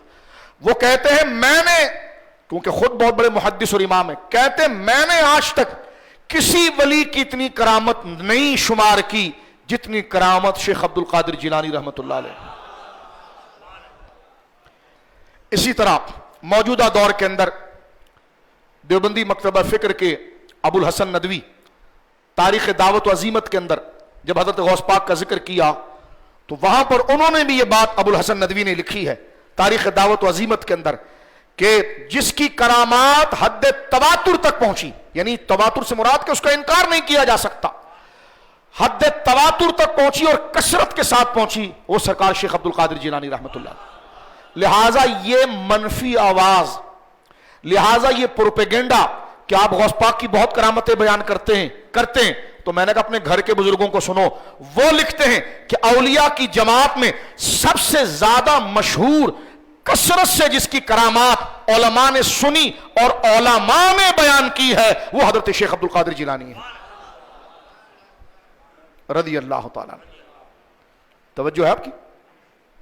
اس لیے غوث اعظم نے کہا تھا, سر بھلا کیا کوئی جانے کہ ہے کیسا تھا. اولیاء جو ہیں وہ جہاں آنکھیں لگاتے وہ آپ کا تلوہ ہے, تو آپ کا سر کہاں پر ہوگا. دیکھیں یہ ساری بات یہاں پر. آگے وہ لکھتے ہیں جملہ بڑا, میں کہتا ہوں یہ جملہ جو ابن رجب حنبلی نے, علامہ موافق الدین ابن قدامہ جو غوث پاک کے پاس 4 سال پڑھتے رہے ہیں اور وہ سب سے زیادہ اپنے استاد کو جانتے ہیں, وہ کیا کہتے ہیں. یہ جو آگے کا جملہ ہے نا, خدا کی قسم اگر ہمیں اللہ ذوق دے تو یہ سونے کے پانی سے لکھنے کی بات ہے. واللہ میں عرض کرتا ہوں کیا جملہ کا, کاش کوئی مجمع ہمیں ملے اور اس کے سامنے ہم جھوم کر یہ پڑھیں, کہ سمجھنے والے ملے کہ اس جملے کی اٹھان کتنی ہے, اس کی قدر کتنی ہے. میرے دوستو بزرگوں, میں اپنی زندگی کی اگر بات کروں تو میری زندگی یہاں تک میں نے جتنے سال بھی غوث پاک کو دیکھا, مجھے یہ جملہ اتنا پیارا لگا. میں سمجھتا ہوں کہ میری زندگی میں اللہ کا بڑا فضل ہے کہ میں نے سرکار غوث اعظم کے لیے یہ اتنی پیاری بات پڑھی ہے. اور یہ بات علامہ موافق الدین ابن قدامہ کی ہے, اور نقل کر رہے ہیں ابن رجب حنبلی. وہ کہتے ہیں کہ علامہ ابن قدامہ 2 باتیں اپنے استاد غوث اعظم کے بارے میں کرتے تھے. ایک کہتے تھے کہ میں نے غوث پاک سے زیادہ کرامتیں کسی کی نہیں سنی, اور یہ عام آدمی نہیں ہے, وقت کا امام ہے. اور دوسرا کہتا ہے اللہ ولا رأيت احدا يعظم من اجل الدین اکثر منه. کیا جملہ ہے, واہ واہ واہ, سبحان اللہ. کہتے ہیں ولا رأيت احدا يعظم من اجل الدین, من اجل الدین, من اجل الدین اکثر منه. کہتے ہیں خدا کی قسم میری آنکھوں نے کسی بندے کی دین کے رشتے سے اتنی تعظیم ہوتے ہوئے نہیں دیکھی کہ جو غوث پاک سے بڑا ہو. یعنی اس کا آسان ترجمہ کیا بنا, میری آنکھوں نے دین کے رشتے سے, مال نہیں, نعرے بازیاں نہیں, دین من اجل الدین ہے, دین کے تعلق سے ولا رأیت احدا يعظم من اجل الدین اکثر منہ، میری آنکھوں نے دین کے رشتے سے، دین کے حوالے سے اللہ کے لیے کسی کی تعظیم کرتا ہوا غوث اعظم سے بڑا امت کو نہیں دیکھا، کہ امت نے دین کے رشتے نے، دین کے حوالے سے سب سے زیادہ تعظیم اگر اولیاء میں کی ہے تو غوث اعظم کی ہے۔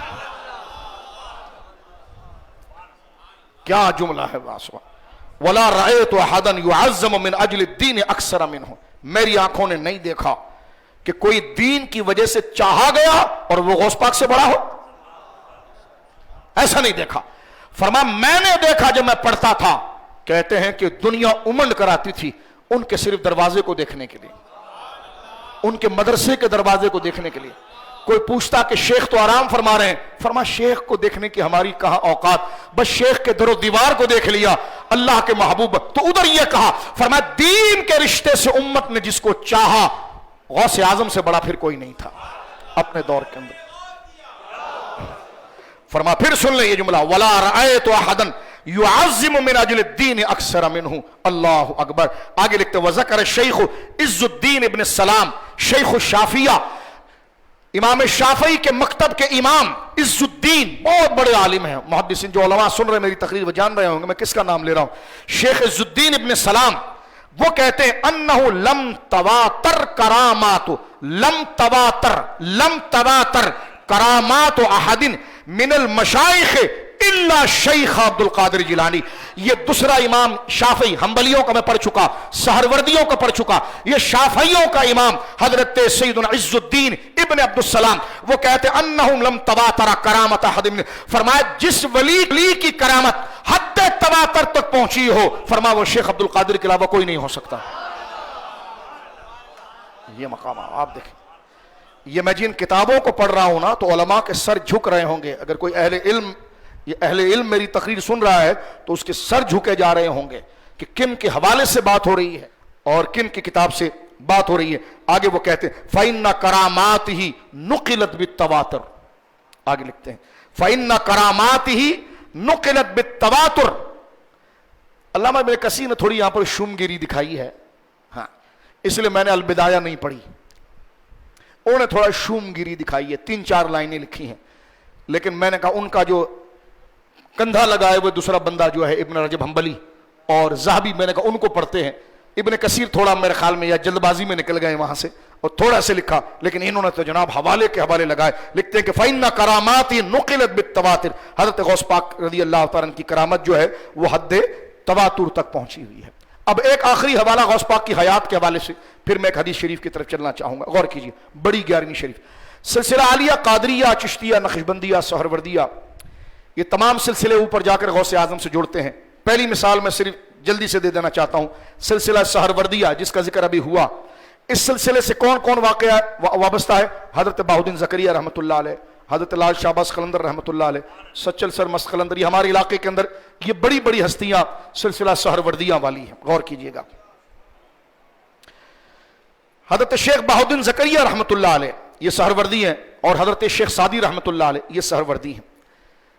اس سلسلے کے بانی جو ہیں، سلسلہ سہروردیہ کے بانی حضرت عمر شیخ شہاب الدین سہروردی، وہ اپنے چچا ابو نجیب سہروردی سے مرید ہے اور وہ غوث اعظم کے خلیفہ ہیں۔ دیکھیں سہروردی سلسلہ جا کر غوث پاک سے مل گیا، راج کس شہر پہ کرتے نہیں تیرے خود، میرے امام نے گھیرا ہے سارے حوالوں کو، ہاں مزرعے چشت و بخارا و عراق و اجمیر، کون سی کشت نہیں جس پہ برسا نہیں جھالا تیرا۔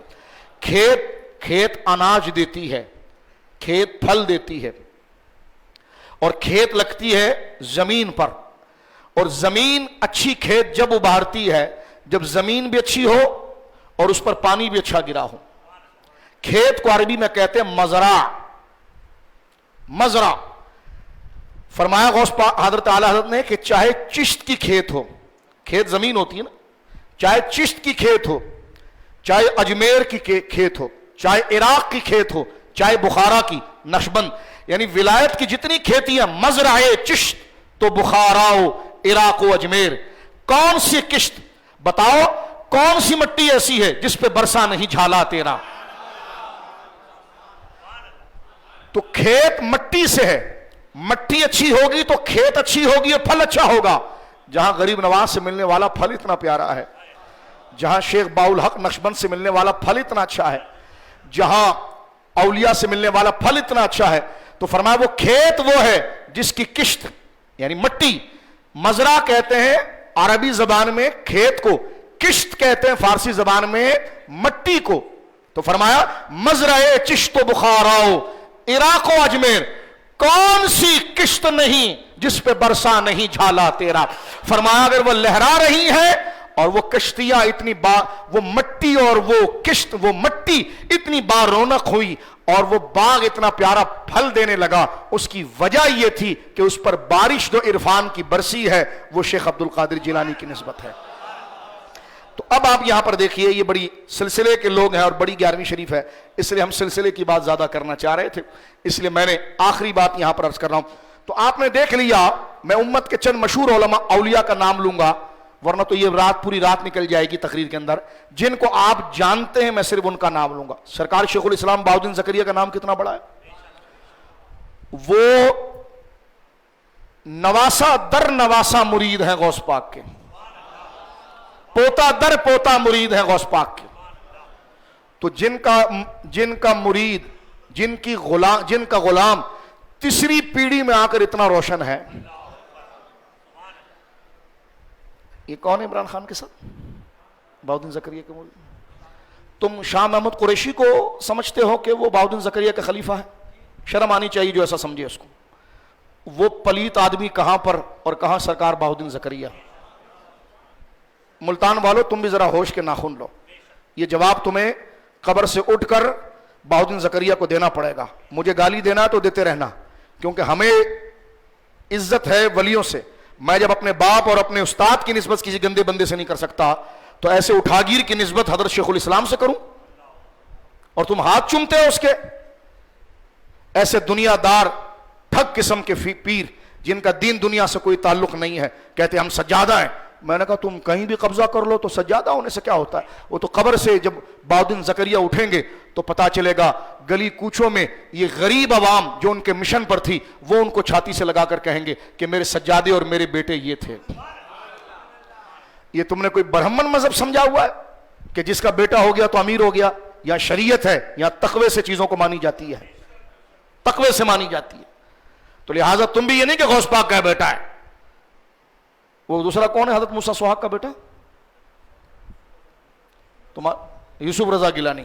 अब ये हो गए मूसा सुहाग के सज्जादे, इनको जिलानी लोग कह रहे हैं। मैंने कहा बर्दाश्त करो ये जुमला, इसका हिसाब कुरान कब्र में तुम्हें खुदा को देना पड़ेगा। यानी क्या निस्बतें इनकी है? लिहाजा बुजुर्गों को मानो, आगे औलाद को उनके तरीके पर मानो।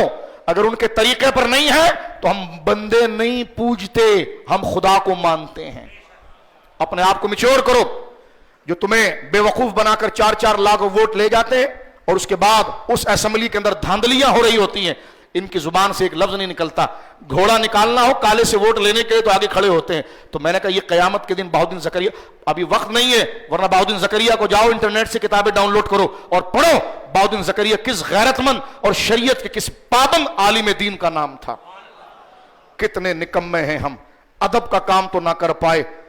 इन ठग, इन बदमाशों को हमने बुजुर्गों का वारिस बना दिया ताकि आने वाली हमारी यूथ कहें यार वो भी ऐसे होंगे माज़अल्लाह जब ये ऐसे हैं। नहीं मेरे बच्चों, वो ऐसे नहीं थे। वो हजरत अबू बकर की सदाकत की दलील थे, वो हजरत अली के रास्ते पर थे, वो शरीयत का नमूना थे। इन बदबख्त और पलीतों को क्या ताल्लुक है उनसे? जिसको शरीयत की इज्जत होगी, कदर होगी, मेरी इस बात से अहमियत नहीं रखेगा। जो ऐसे ही गाय का बच्चा पूज रहा होगा तो वो करता रहे जो करता रहे, इसलिए कि नसब की इज्जत जो है वो दीन की वजह से। इतना कुफ्र सुबह शाम बक रहे होते हो, खुराफात कर रहे होते हो, फिर हमसे कहते हैं गौस पाक पर तकरीर करनी है तो गौस पाक के मिजाज से होगी। और गौस पाक का मिजाज ये है कि सबसे पहले शरीयत का कानून है, सबसे पहले शरीयत का कानून। अब आप देखें सिलसिला सहरवर्दिया मैंने आपको बता दिया। दूसरा आइए, अब आप हमारे मुसलमानों में एक बहुत बड़े वली मशहूर है, हजरत मुहियुद्दीन इब्न अरबी। मुहियुद्दीन, शेख मुहियुद्दीन इब्न अरबी। गामदी ने आपकी तरफ एक झूठ बांधा है। یہ سچ سنو، سنو یہ باتیں، سنو ان باتوں کو. ہمارے خلاف کام کتنا اتر رہا ہے اور ہم صرف جو ہے شریعت کو دیکھتے نہیں، ہر ایک کے پیچھے چل پڑتے ہیں. ہمیں یہی تمیز نہیں رہتی کہ ہمارا کون ہے. جاوید غامدی نے، جو تصوف اور صوفیہ کا بڑا دشمن ہے، میں نے اس پر 11 جمعے اس مسجد میں پڑھائے ہیں، نیٹ پر موجود ہے، اس کے خلاف، اس کے دلائل کے، اس کی جو جھوٹ ہے اس کی کلی ہم نے کھولی. اس نے اپنے درسوں میں یہ بات لکھی ہے، جو یہ حمزہ عباسی اس کا شاگرد ہے، جو ٹی وی پر آج کل ڈرامے کر رہا ہے، اور اسی ربیع الاول میں اس نے کامنٹس کیا ہے اپنے ٹویٹر پر کہ رسول اللہ کو افضل الانبیاء کہنا جائز نہیں ہے. اور تو بھانڈ اور بھانڈ کی اولاد، تیرا اس موضوع سے کیا تعلق ہے؟ تو بھانڈوں کی اولاد ہے، تیرا اس موضوع سے کیا تعلق ہے؟ یہ تو امت کا عقیدہ ہے کہ رسول اللہ سب سے افضل ہے. وہ بھانڈ کی نسل لکھ رہا ہے اپنے ٹویٹر کے اوپر کہ حضور کو تمام انبیاء سے افضل کہنا یہ جائز نہیں. آرٹسٹ، کیونکہ ہمارے پیر بھی آرٹسٹ ہیں، ہمارے ناتخواں بھی آرٹسٹ ہیں، آرٹسٹوں والا مزاج، الا ماشاءاللہ، استثناء کے ساتھ، سب کی بات نہیں کر رہا. ہم اگلے سے متاثر ہوتے ہیں، لباس، ہنسنا نہیں میرے آگے، ہم متاثر ہوتے ہیں لباس سے، اس کے زرق برق کپڑوں سے، عقیدہ نہیں دیکھتے، ایمان نہیں دیکھتے. تو آج اسلام کو اتنا نیچے کیا جا رہا ہے کہ ایک بدکار قسم کا آرٹسٹ، گانا بجانے والا، پکا فاسق و فاجر اور ملعون، اس کی یہ جرت ہے کہ اسلام کے اجماعی عقیدے کے اوپر وہ کمنٹس کر رہا ہے ٹویٹر پر کہ حضور کو افضل النبی نہیں کہنا چاہیے.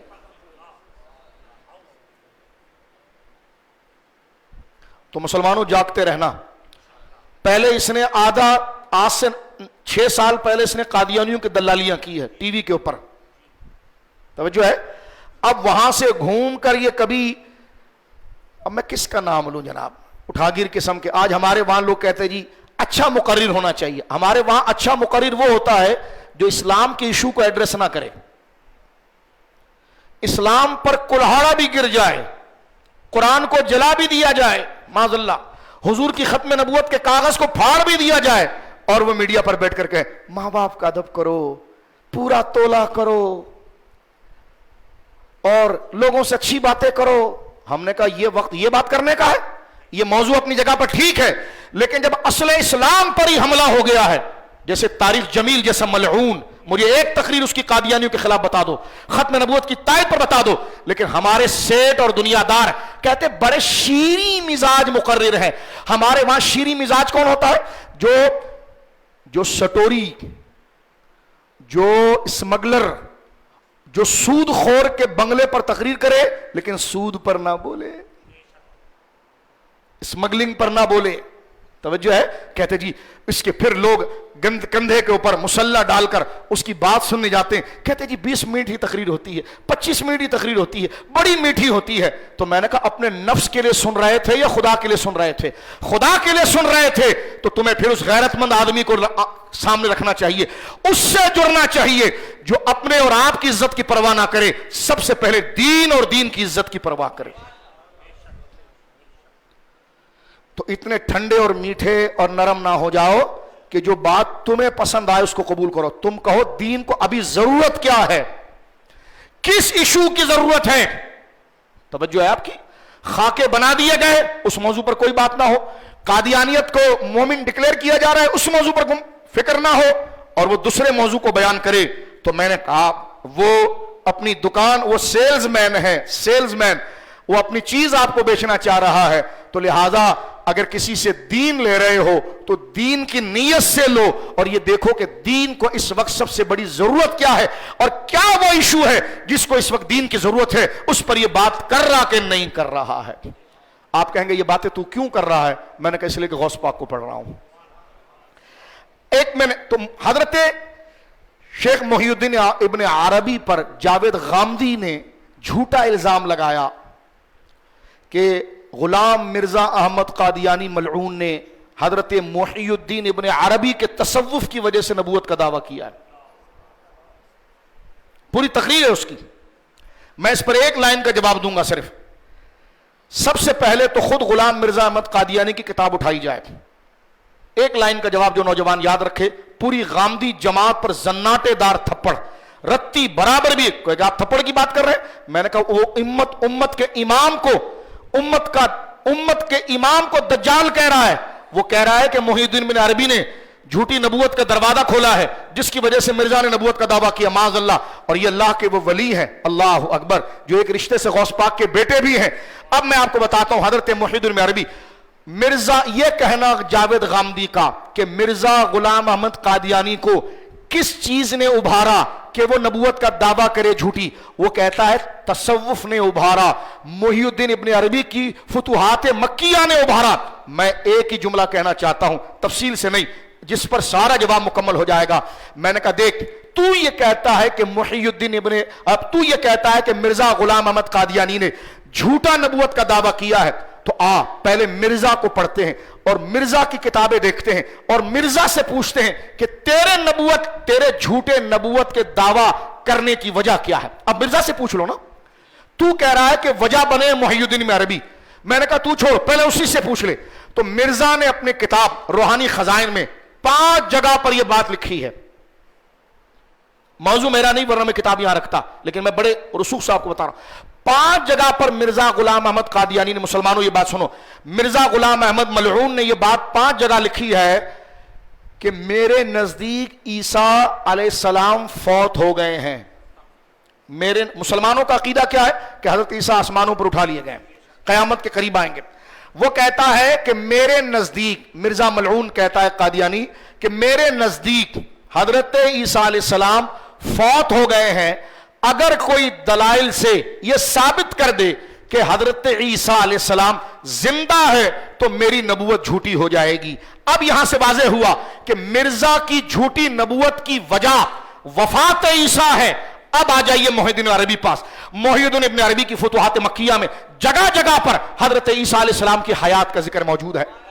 अब आप खुद के देख लीजिए, जिस बात को गामदी झूठ पेश कर रहा है, मिर्जा की झूठी नबूवत की वजह वफात ईसा का अकीदा है। और ये सारे औलिया अपनी किताबों में ये बात लिखते हैं कि हुजूर ने फरमाया, अल्लाह के नबी ने, कि हजरत ईसा अलैहिस्सलाम कयामत के करीब आएंगे और वो आसमानों पर जिंदा है। तो मुझे बताओ कितना बड़ा जुल्म है उम्मत के औलिया पर कि ये कहना कि मुहीउद्दीन इब्न अरबी जैसा अजीम हस्ती, इमाम ज़मा, अल्लाह के वलियों का वो सरदार, उस अजीम हस्ती पर इतना बड़ी तोहमत, वो भी तोहमत हुजूर की गद्दारी की, माज़अल्लाह, तोहमत लगाना कि उनकी वजह से मिर्जा ने झूठा नबूवत का दावा किया। तो सुनियो, कभी नमाज और बाप के हुकूक के अलावा ये हक भी सुन लिया करो। तवज्जो है, एक खास स्टाइल से एक्टर की तकरीर की तरह इन अकीदों को भी सुन लिया करो, इन अकीदों को भी सुना करो। एक्टिंगों से मुतासिर ना हुआ करो, लहजों से ना हुआ करो। हाँ, जब खुशी का माहौल होगा तो फिर खुशी की बात सुनेंगे, लेकिन जब जंग की हालात होगी तो जंग में लड्डू के फजाइल नहीं सुने जाते, जंग में दुश्मन के एक एक हमले का जवाब सीखा जाता है। अब इसलिए गौसे आजम पर तकरीर इन इशू पर, इस जमाने में जहां पूरी दुनिया इस्लाम पर हमला कर रही है, तो हमें गौसे आजम को फिर शरीयत की तालीम के उस तनाजुर में समझना है कि जिसमें इस्लाम का एक सच्चा मुजाहिद अल्लाह के दीन को जवाब देने के लिए, क्योंकि सोशल मीडिया आपके हाथ में है, कुरान और सुन्नत के तहत सच्ची बात करके आपने दलाइल से उन तमाम चीजों का जवाब देना है। और हम कोई एक्सट्रीमिस्ट नहीं है। वो सहाफी, वो कई सहाफी, अयाज साहब जिनके बेटे ने अपनी बीवी को मारा, लिबरल सहाफी मीडिया पर बैठे हुए हैं। इसमें से एक काम अगर कोई दाढ़ी वाला कर देता तो अमेरिका भी यहां आकर खड़ा हो जाता, बरतानिया भी खड़ा हो जाता, एक हल्ला गुल्ला हो जाता। उस औरत को दुबई से बुलाकर अयाज साहब के बेटे ने, और तोहमत नहीं लगा रहा हूं, ये तो उसको भी पकड़ के ले गए थे, दुबई से बुलाकर बाथरूम में अपनी बीवी को ज़बह किया। लिबरल था, इशू बना, एक दिन खबर चली, दूसरे दिन गायब। तो समझ जाओ ये मीडिया भी इस्लाम का दुश्मन है। और हम बात करते हैं अदल की, अगर ये काम किसी दाढ़ी वाले ने भी किया था उसका भी आप ऐलान करते, जो सजा है वो सजा देते कि वो मजलूम औरत को क्यों मारा, एक बेकसूर औरत को क्यों मारा। लेकिन आप देखिए, अगर इससे छोटा सा भी काम किसी दाढ़ी वाले मुसलमान से हो जाए तो उसको छोड़ेंगे नहीं, सोशल मीडिया का ट्रेंड चलेगा।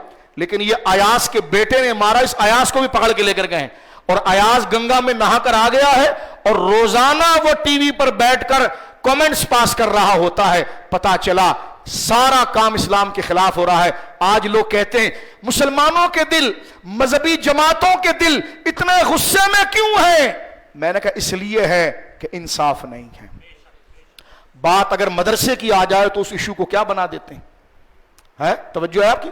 ابھی اس خان پر فائرنگ ہوئی، ہم تو یہ ڈر رہے تھے کہ اس کو اب کسی مذہبی جماعت پر پہنائیں گے۔ یہ سیالکوٹ کے اندر ایک سری لنکا کے بندے کو مارا گیا، ہم اس کی مذمت کرتے، وہ ہمارے ملک کے اندر کام کرنے آیا تھا، اس کی حفاظت ہماری ریاست پر تھی۔ جو بھی اس میں شریک ہے، اگر وہ سیاسی نہ یعنی سیاسی دھاندلی نہ ہو اور واقعی میں وہ مجرم ثابت ہو جائے، کیونکہ یہاں کورٹ میں جائیے باقاعدہ لوگ آپ کو ملیں گے جو جھوٹی گواہیاں دینے کے لیے کھڑے ہیں، اور رسول اللہ نے فرمایا جھوٹی گواہی دینا شرک کے برابر ہے۔ میں کہتا ہوں جس نے سری لنکا کے اس بندے کو مار ڈالا مظلومن ہے، ہمیں اس کے خاندان سے ہمدردی ہے کہ ایسا نہیں ہونا چاہیے تھا، تو وہ ہمارے ملک میں آیا تھا کام کرنے کے لیے، اس کو مار دیا، عدالتیں فیصلہ کریں، اس میں جو بھی ہو اس کو پکڑے۔ پہلے دن مذہبی جماعت پر فٹ کر رہے، آسان ہے، آسان، کیونکہ باہر سے ڈالر مل جاتے ہیں اس مسئلے پر۔ شرم کرو خبیثوں، اور ہم تو کہہ رہے ہیں اور تمہارا حال ہوگا سیہزم الجمع ویولون الدبر، تم جو دین کے ساتھ کر رہے ہو تمہارے جھتے منتشر ہوں گے انشاءاللہ، جو تم نے دین کے ساتھ کر رہے ہو۔ اس کو وہ سری لنکا والے کو بھی مذہب پر فٹ کر رہے تھے، جب میں پتا چلا کہ کوئی مذہب کا ایشو ہی نہیں تھا، ایشو کچھ اور تھا۔ توجہ ہے آپ کی؟ تو یہ سمجھ لو دین کو بدنام کرنے کے لیے تاکہ لوگ دین سے دور ہو جائیں، اس وقت ضروری ہے اتنی ہی طاقت سے ہم مسجد، مدارس، علماء دین کے قریب آئیں، یہی پاکستان کو بچانے کا ایک واحد حل ہے۔ توجہ ہے آپ کی؟ ہم کسی پینٹ شرٹ والے کے دشمن نہیں ہیں، ہم کسی عام بندے کے دشمن نہیں ہیں، ہم یہ کہتے ہیں کام انصاف کا ہو، عدل کا ہو۔ اگر کوئی جبہ پہن کر غلط کام کرے تو اس کو بھی سزا ہو، لیکن جو نہ کرے اس کی طرف منسوب کر کے دین کو بدنام کرنا۔ توجہ ہے آپ کی؟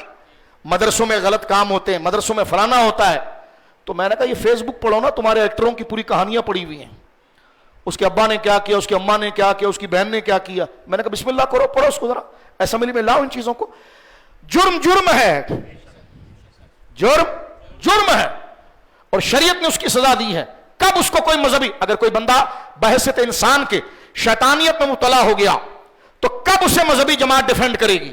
کہیں گی بالکل قصور اس کے اندر ہے، سزا دی جائے۔ توجہ ہے؟ کیا دی جائے؟ سزا دی جائے۔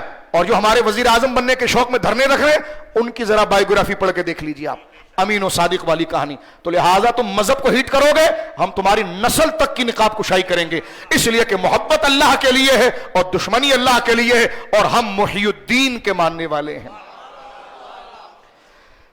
تو حضرت سیدنا محی الدین ابن عربی کتنا بڑا نام ہے، یہ مرید ہیں شیخ ابو مدین شعیب کے مغربی کے، اور یہ مرید ہے اور خلیفہ حضرت غوث اعظم کے، یہ نسبت بھی آپ دیکھ لیجیے۔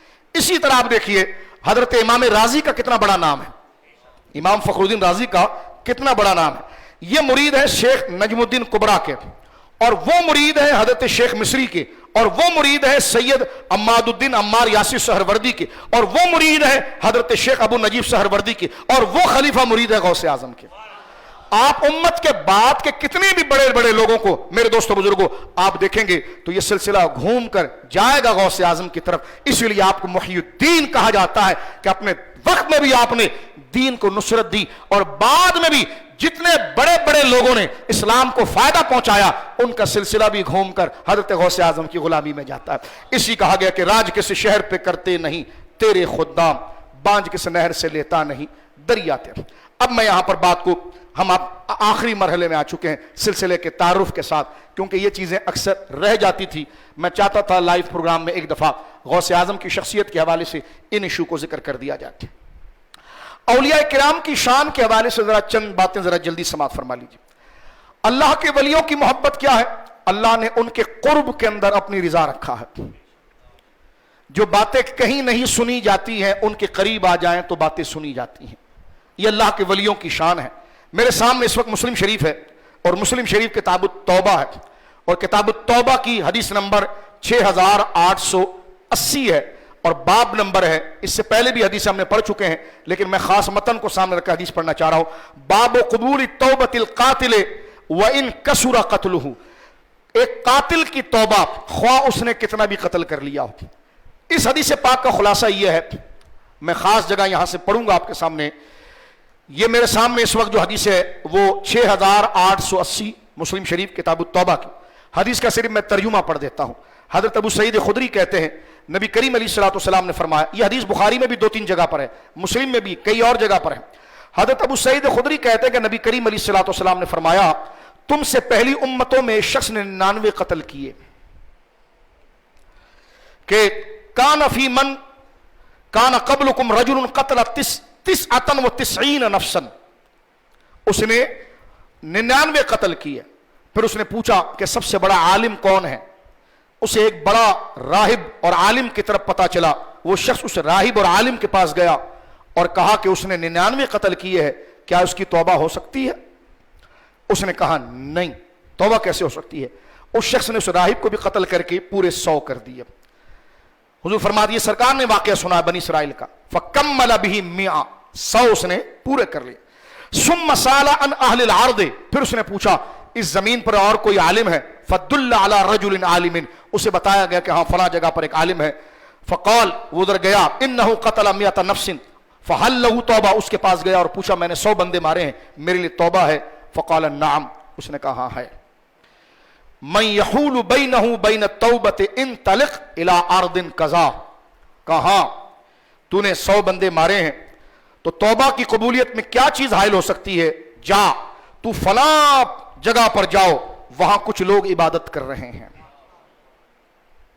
فرمایا انطلق الی ارض کذا و کذا فإن بها اناس یعبدون اللہ، کچھ لوگ وہ جو سامنے بستی ہے نا، اس کو بھائی میں توبہ کرنا چاہتا ہوں تو اس کو یہ نہیں کہ یہیں توبہ کر، یہاں پر بھی تو اللہ سن سکتا ہے، وہ یہ نہیں کہتا۔ حضور واقعہ سنا، وہ کہتا وہ جو نیک لوگ ہیں نا ان کے پاس جا۔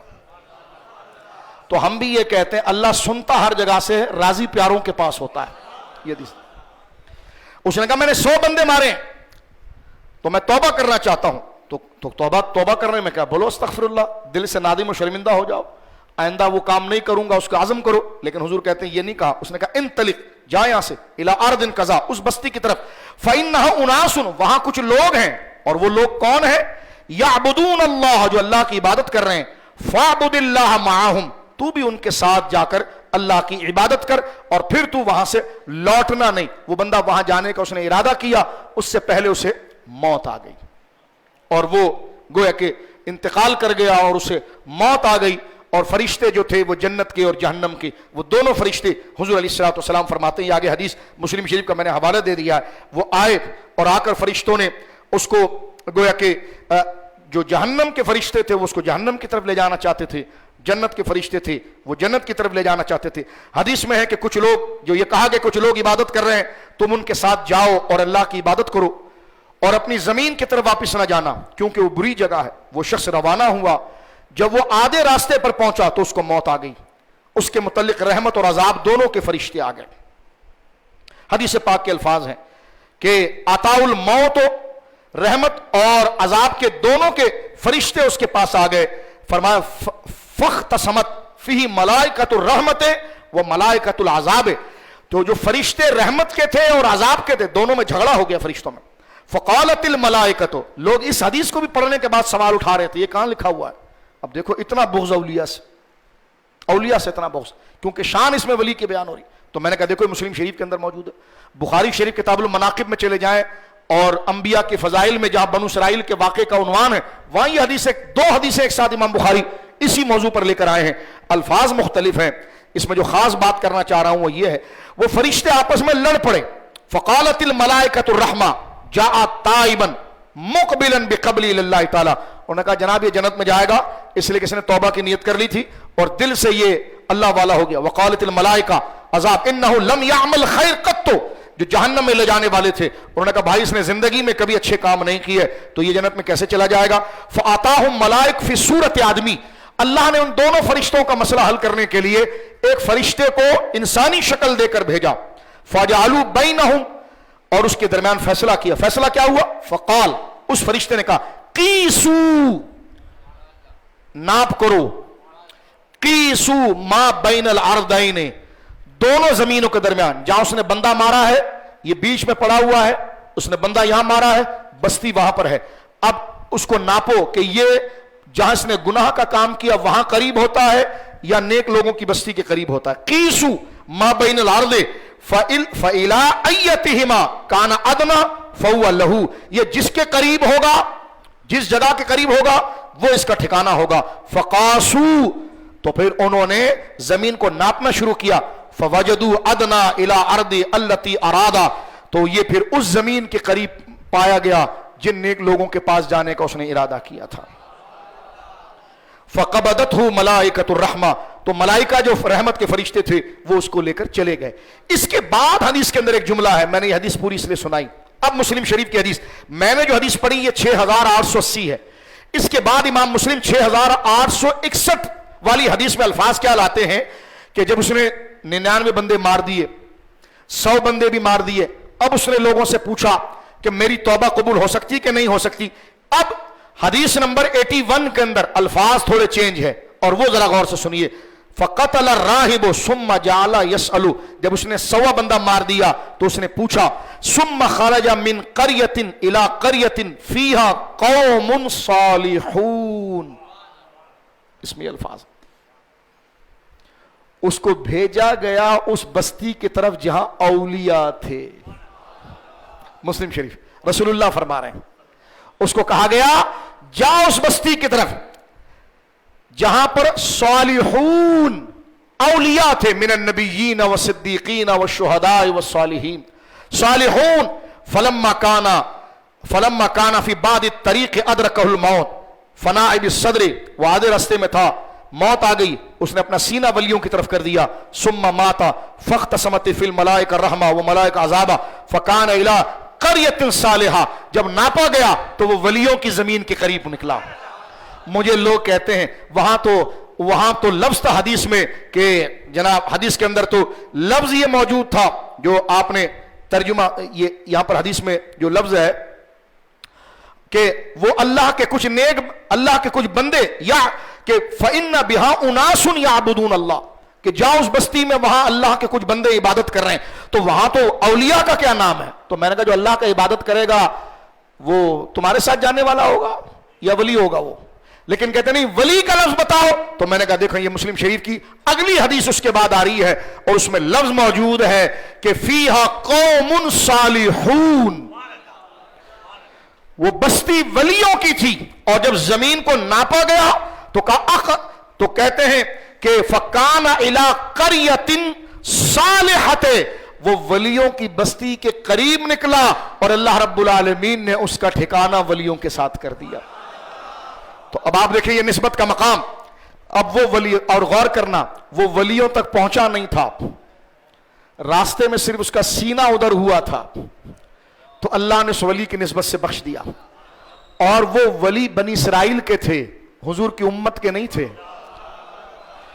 तो हुजूर यानी बनी इसराइल के वली की ये अजमत है कि उसकी तरफ अगर कोई चले और माफी खुदा से मांगना हो, जरिया उनका पकड़ना हो।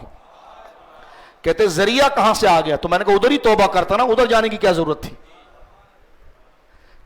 तो मैंने कहा ये जरिया नहीं तो क्या है, और ये जगह बताई गई, और ये इतनी अच्छी बात थी कि नबी ने ये किस्सा खुद अपने साहबा को सुना दिया। अगर इसकी कोई हैसियत नहीं थी तो सरकार ने वाकया क्यों सुनाया? वाकया इसलिए सुनाया कि नेक लोगों का अंजाम ये होता है, मेरी उम्मत को भी चाहिए कि जब वो अल्लाह से रुजू करना चाहें तो अल्लाह के औलिया के कुर्ब में आ जाएं। तौबा उधर भी हो सकती है, हुजूर ये वाकया सुना रहे हैं, ठीक है। और देखो वो बनी इसराइल के जमाने के वली थे और वो गुनाहगार अभी वहां पहुंचा नहीं, दूर था, सिर्फ सीना उधर किया है और मर गया, तो अल्लाह ने उस वली की निस्बत से इसको बख्श दिया अपने फजल से। तो वो बनी इसराइल का वली है और ये हुजूर के उम्मत के वली है। उधर वो पहुंचा नहीं, तुम तो बगदाद पहुंच भी गए, तुम तो अजमेर शरीफ पहुंच भी गए, तुम तो नजब अशरफ पहुंच भी गए, तुम तो गुंबद खजरा पहुंच भी गए, तुम तो सैयद शुहदा पहुंच भी गए हैं। वो पहुंचा नहीं था, रास्ते में मर गया, उसकी तौबा कबूल हो गई, तो तुम पहुंच भी गए। صرف تم پہنچے نہیں، تم نے ان کے نسبت والوں کے ہاتھ میں بھی ہاتھ دے دیا. ہاں تو اتنا قرب، تو اندازہ لگائیے. تو یہ سارا مسئلہ جو اہل سنت و جماعت کا نسبت کا ہے، اس حدیث پاک کے اندر میرے دوستو بزرگوں بالکل واضح اور کھل کے سامنے آ جاتا ہے. ایک حدیث پاک یہاں سے مسئلہ واضح ہوا نسبت کا جو میں نے واضح کیا. اب میرے سامنے مسلم شریف کتاب الزہد ہے، زہد والرقاق. اس کی حدیث نمبر ہے 7334. بڑی خوش دل جمی کے ساتھ یہ واقعہ سنیے. سرکار دو عالم صلی اللہ علیہ وسلم کا یہ واقعہ میں اکثر بیان کرتا ہوں آپ کے سامنے. غزوہ تبوک سے قوم سمود کے کنویں سے پانی نہ لینے والی بات. اب میں اس کا ریفرنس آپ کو دے رہا ہوں، ذرا دیکھیے. یہ بخاری شریف کے اندر بھی یہ واقعہ کتاب الانبیاء کے اندر قوم سمود کی فہرست میں آپ جائیں گے نا تو اس میں یہ حدیث بخاری شریف کے اندر موجود ہے.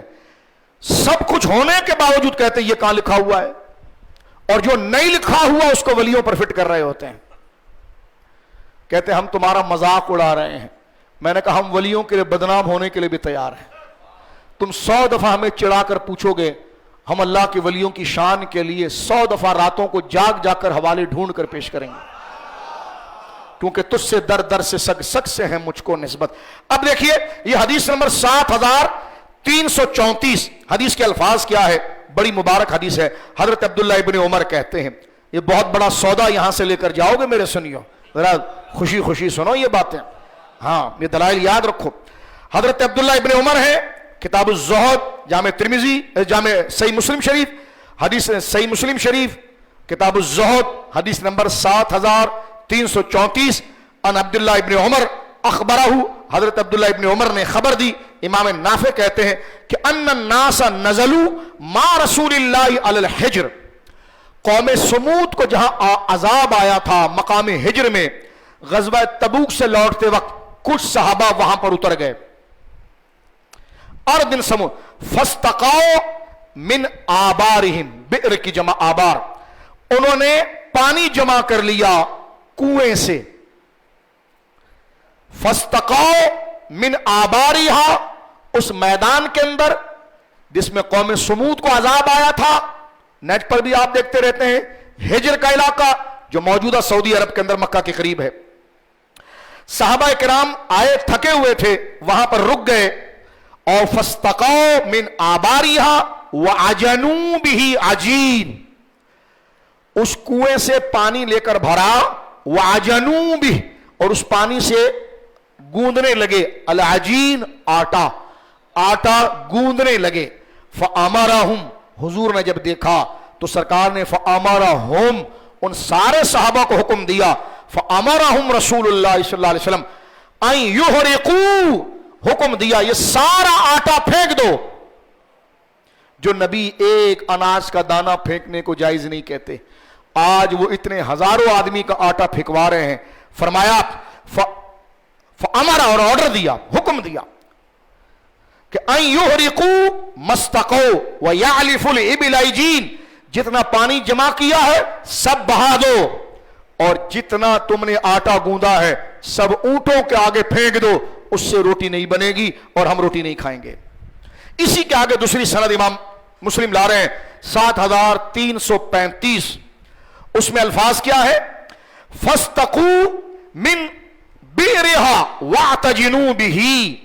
رسول کریم صلی اللہ علیہ وسلم نے اشارہ کیا دوسرے کنویں کی طرف اور فرمایا وہاں سے پانی لو اور وہاں سے آٹا گوندو.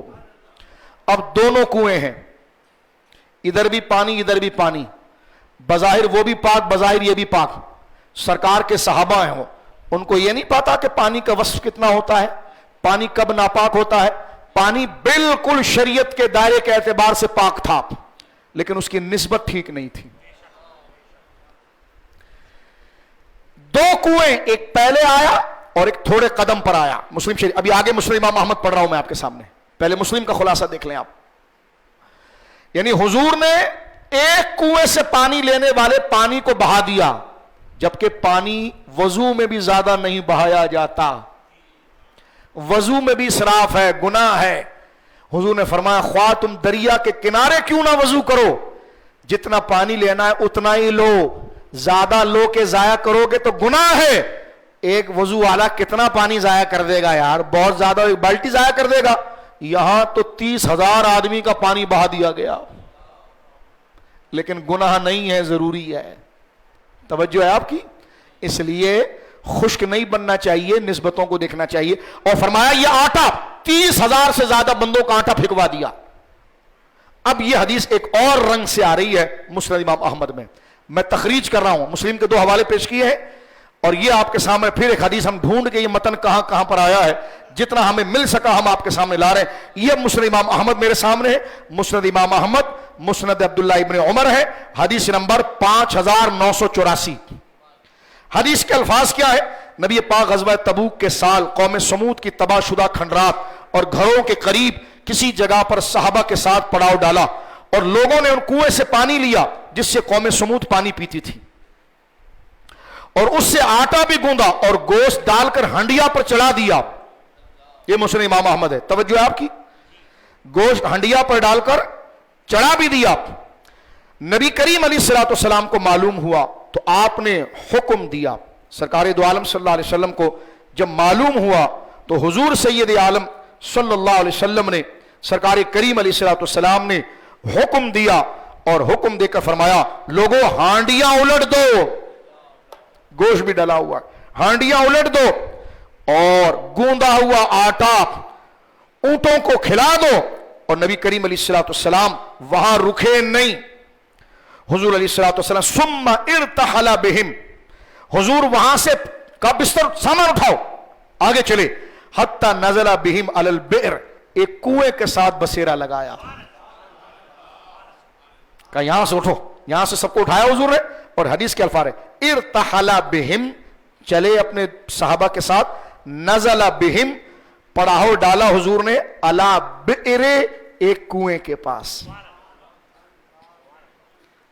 تم نسبتیں مٹاتے ہو اور دیکھو نبی کا کام، ایک کنویں کے پاس حضور نے پڑاؤ ڈالا اور فرمایا التی کانت تشرب منہا ناقتو، فرمایا ہاں یہ ہے ناقہ، شی کیمل، اونٹنی۔ حضور نے کہا یہ ہے وہ کنواں میرے صحابہ جس سے صالح علیہ السلام کی اونٹنی پیتی تھی، اس سے پانی لو۔ وَنَهَاهُمْ أَن يَدْخُلُوا عَلَى الْقَوْمِ الَّذِي عُذِّبُوا، پھر سرکار نے اس جگہ سے جانے سے منع کیا۔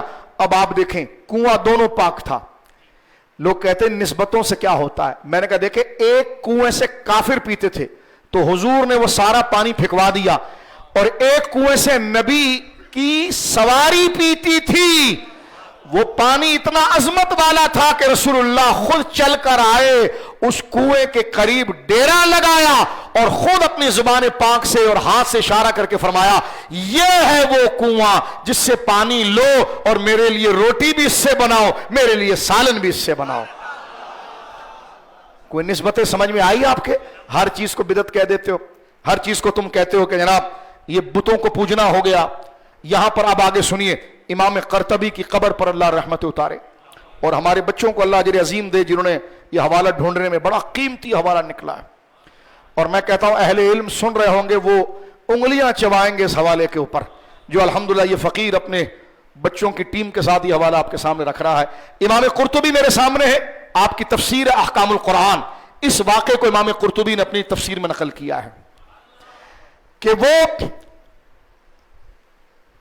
وہ اونٹنی کب پیتی تھی۔ حضور تو ابھی تشریف لائے ہیں، اور حضرت صالح علیہ السلام تو حضور سے 2000 سال پہلے گزر گئے،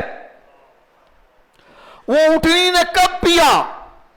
وہ کہتے ہیں غوث پاک میں تو کبھی اس گلی سے گزرے ہوں گے، حضور تو کبھی اس مدینے سے گزرے ہوں گے۔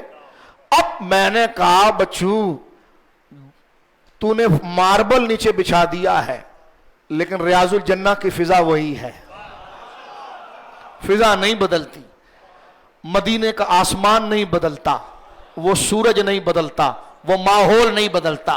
تو نے اگر وہ مبارک مٹی کے مبارک گھر گرا کر بڑی بڑی بلڈنگیں بھی بنا دی نا، تو یہ نیا آرٹیفیشل کام اس نسبت کو نہیں بدلتا۔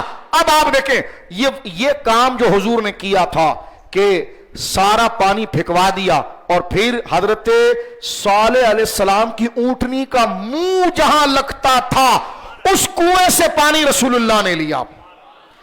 ایک وہابی کامنٹس کرنے لگا یہ کیسے ہو سکتا ہے, رسول کسی سے وسیلہ کیوں لے سکتے ہیں؟ میں نے کہا بیٹا تو اولیاء کے بغض میں حدیث سے بھی فارغ ہو گیا. میں نے تو 6 سندیں پڑھ دی مسند امام احمد سے, مسلم شریف سے, بخاری سے, 8 حدیثیں جمع ہو گئی. تم نسبتوں پر کیا پورا دین چھوڑ بھاگو گے یا اس کو قبول کرو گے؟ یہ کام تو حضور نے کیا نا.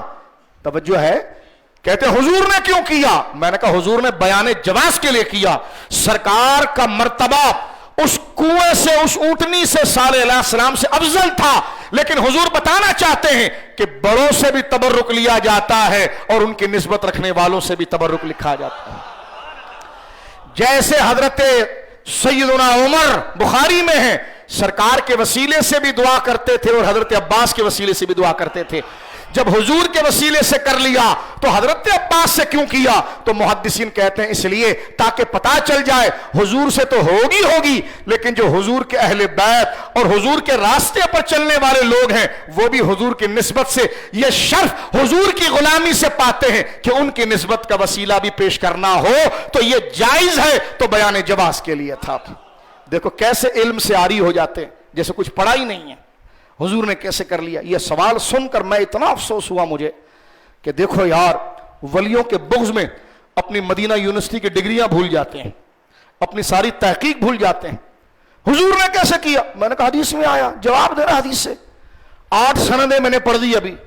بخاری میں 2 جگہ پر ہے, مسلم میں 3 جگہ پر ہے, مسلم امام احمد میں 4 جگہ پر ہے. مان لو اس بات کو, کیوں دشمن بنایا ہے؟ جب اللہ نے ان کو محبوب بنایا ہے تو تم بھی محبوب بناؤ, 1.5 شانے نہ بنو.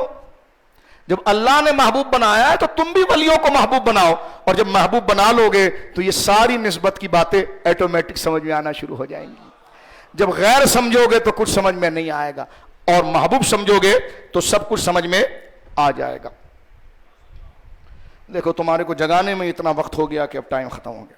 میں امام قرطبی کا یہ حوالہ پڑھتا ہوں. امام قرطبی نے بڑی قیمتی بات یہاں لکھی ہے کہ کب صالح علیہ السلام گزرے ہیں, کب صالح علیہ السلام گزرے ہیں اور کب یہ واقعہ ہوا ہے. تو امام قرطبی نے قیامت تک کے مسلمانوں کے لیے مسئلہ حل کیا. فرماتے ہیں امرہ صلی اللہ علیہ وسلم من بئر ناقۃ, حضور نے جو اونٹنی والے کنویں سے پانی لینے کو کہا تھا, دلیل, یہ اس بات کی دلیل ہے, علی التبرک بآثار انبیاء والصالحین, اس میں دلیل ہے کہ انبیاء اور ولیوں کے نسبتوں سے برکت لی جاتی ہے. نہیں وہ تو چلے گئے, تو آگے کہتے ہیں وَإِن تَقَامَتْ آثَارُهَا وَخِيفَتْ آثَارُهُمْ, اللہ اکبر. وہ کہتے ہیں وَإِن تَقَامَتْ آثَارُهَا, چاہے ان کا زمانہ پرانا ہو چکا ہو, ہائے ہائے ہائے, وَخِيفَتْ آثَارُهُمْ, اور وہ نشانات مٹ چکے ہو. فرمایا بھلے وہ نشانات مٹ چکے ہو, وہ زمانہ گزر چکا ہو, امام قرطبی کہتے ہیں لیکن وہ برکت تبرک ہمیشہ باقی رہتی ہے. کیا جملہ لکھا ہے یار, ہاں کمال کا جملہ لکھا. دیکھیں جملہ کیا لکھتے ہیں, میں عربی کی عبارت پھر پڑھتا ہوں. کہتے ہیں امرہ صلی اللہ علیہ وسلم, ہائے ہائے ہائے ہائے, کیا عاشق لوگ تھے. یہ تفسیر کا بادشاہ ہے امام حاکم, امام قرطبی, تفسیر احکام القرآن, تفسیر قرطبی میں لکھتے ہیں امرہ صلی اللہ علیہ وسلم یستقوا من بئر ناقۃ دلیل علی التبرک بآثار الانبیاء والصالحین وَإِن تَقَامَتْ أَعْصَارُهُمْ وَخِيفَتْ آثَارُهُمْ. ایک اعصار ہے الف عین صاد کے ساتھ, والعصر زمانہ, اعصار زمانے, اور ایک آثار ہے الف با تا فا, آثار نشانیاں. جملہ لکھتے ہیں کہ وَإِن تَقَامَتْ أَعْصَارُهُمْ, چاہے زمانے گزر چکے ہوں, وَخِيفَتْ آثَارُهُمْ, چاہے اس کے نشانات مٹ گئے ہوں, لیکن نشانات مٹ سکتے ہیں, زمانے بدل سکتے ہیں, سال گزر سکتے ہیں, برکتیں ختم نہیں ہو سکتی. بولو سبحان اللہ. برکتیں ختم, برکتیں ختم نہیں ہو سکتی. اللہ اکبر. اس وقت ہوتا تو میں پڑھتا 18 سے زیادہ اور حوالے اس نسبت کے الحمدللہ ہمارے سامنے موجود ہیں. صحابہ اکرام کے لیے حضور سید عالم صلی اللہ علیہ وسلم کے آثار میں سے. لیکن بات کو ختم کرتے ہوئے ایک حوالہ میں ضرور پڑھوں گا, بڑا قیمتی حوالہ تھا, زمانے سے ہم ڈھونڈ رہے تھے. میں نے شاید ضمانت طالب علمی میں وہ حوالہ پڑھا تھا, اور اس کا رس مجھے اس عمر کا, یعنی جس میں ہم بڑھاپے میں داخل ہو رہے ہیں, تو اس عمر میں بھی ہمیں اس کی لذت آتی ہے. میں نے بچوں کی ٹیم بلائی, میں نے کہا یار لگ جاؤ 2-4 رات, یہ حوالہ ڈھونڈ کر نکالتے ہیں, کیونکہ مجھے بڑی لذت آتی ہے اس حوالے سے. ضمانت طالب علم میں ہم نے حضرت عمر کا یہ عمل پڑھا تھا, اور الحمدللہ ایک نہیں کئی کتابوں سے یہ حوالہ مل گیا. ایک تو یہ حوالہ جو ہمارے سامنے اس وقت ہے, یہ ہے المصاحف ابن ابی داؤد میں ہے, اور دوسرا یہ حوالہ جو ہے وہ مصاحف میں, اور ایک ابن ماجہ میں بھی ہے. سنن ابن ماجہ میں حدیث نمبر 2960 پر ہے, اور المصاحف کے اندر یہ حوالہ موجود ہے. حوالہ کیا ہے؟ صحابہ کرام خود اس کھوج میں رہتے تھے. دل سے ذرا سنو, ہمارا سنی جب بغداد جاتا ہے یا مکہ جاتا ہے تو وہ کھوج میں رہتا ہے, وہ اتنا پیسہ اسی میں لٹا دیتا ہے, یار کوئی زیارت تو بتاؤ. او حضور یہاں سرکار نے یہاں تشریف فرما تھے, صحابی یہاں تشریف, وہ سارا دن اسی میں گھوم رہا ہوتا ہے. وہ کہتا ہے, گروپ والے کہتے چلو, اس نے کہا رک جائے 2 رکعت نفل پڑھ لوں میں یہاں پر, نفل پڑھ لوں یہاں پر. تو نجدی ہنستا ہے, کہتا ہے اس میں کیا ہے؟ میں نے کہا تیرا منہ اور لال رومال دیکھنے نہیں آئے, اللہ نے یہ آنکھیں دی ہیں, پھر قبر میں جانا ہے, لیکن مرنے سے پہلے اس آنکھوں سے وہ نظارے دیکھنے ہیں کہ ہم نے ان کو تو نہیں دیکھا, لیکن جہاں ان کے اور ان کے غلاموں کے قدم رگے ہیں, اس مٹی کو تو دیکھ لیا, اس باغ کو تو دیکھ لیا, اس فضا کو تو دیکھ لیا. کہتے یہ غلوم ہے, غلوم, یہ شرک ہے, اللہ کے مقابلے میں اللہ بنانا ہے. میں نے کہا نجدیہ پھر کمر کس کے حوالہ سن. یہ زمانہ طالب علم میں ہم نے پڑھا, اور بڑا لذت والا حوالہ ہے. فاروق اعظم تو پھر عاشقوں کے عاشق ہیں نا. ایک دفعہ حضرت فاروق اعظم رضی اللہ تعالیٰ عنہ حضور کے ساتھ بیت اللہ کا طواف کر رہے تھے. ابن ماجہ اور المصاحف ابن ابی داؤد.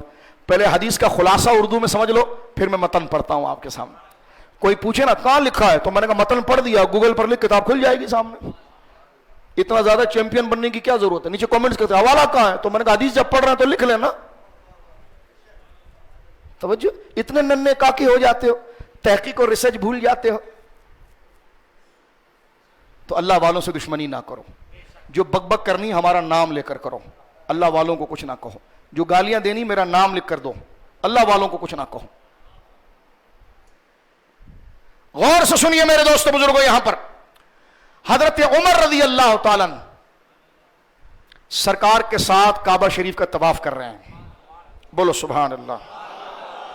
کعبہ شریف کا طواف کر رہے ہیں, کیا لذت ہے یار, اس میں اتر جائیں آپ. سرکار آگے آگے چل رہے ہیں, پیچھے حضرت عمر چل رہے ہیں. حضرت عمر کی نظر پڑی ایک پتھر پر جو کعبے کی دیوار کے کونے میں رکھا ہوا تھا, اور اس کا سائز یوں سمجھو جیسے ہماری بہنیں گھروں کے اندر مسالہ پیستی ہے نا, اس سائز کا وہ پتھر تھا. حضرت عمر کی نظر پڑی مقام ابراہیم پر. ابھی تک یہ پتھر آگے لا کر نہیں رکھا گیا تھا, یہ چھپا ہوا تھا, کسی کو پتا بھی نہیں تھا. کعبے میں طواف ہو رہا ہے, کعبے میں طواف ہو رہا ہے, لیکن آج جو وہ ایک سنہری جالی کے اندر پتھر رکھا ہوا ہے, جہاں 2 بندے کھڑے ہوتے ہیں, چلو چلو چلو, ہم نے کہا تو چل یہاں سے, یہاں یہ دیکھنے آئے, تیری چلو چلو سننے آئے. کہ لگے کیا دیکھ رہے ہو؟ میں نے کہا وہ دیکھ رہے ہیں جس کو دیکھنے کا خدا نے حکم دیا ہے. وَاتَّخِذُوا مِن مَقَامِ إِبْرَاهِيمَ مُصَلًّى.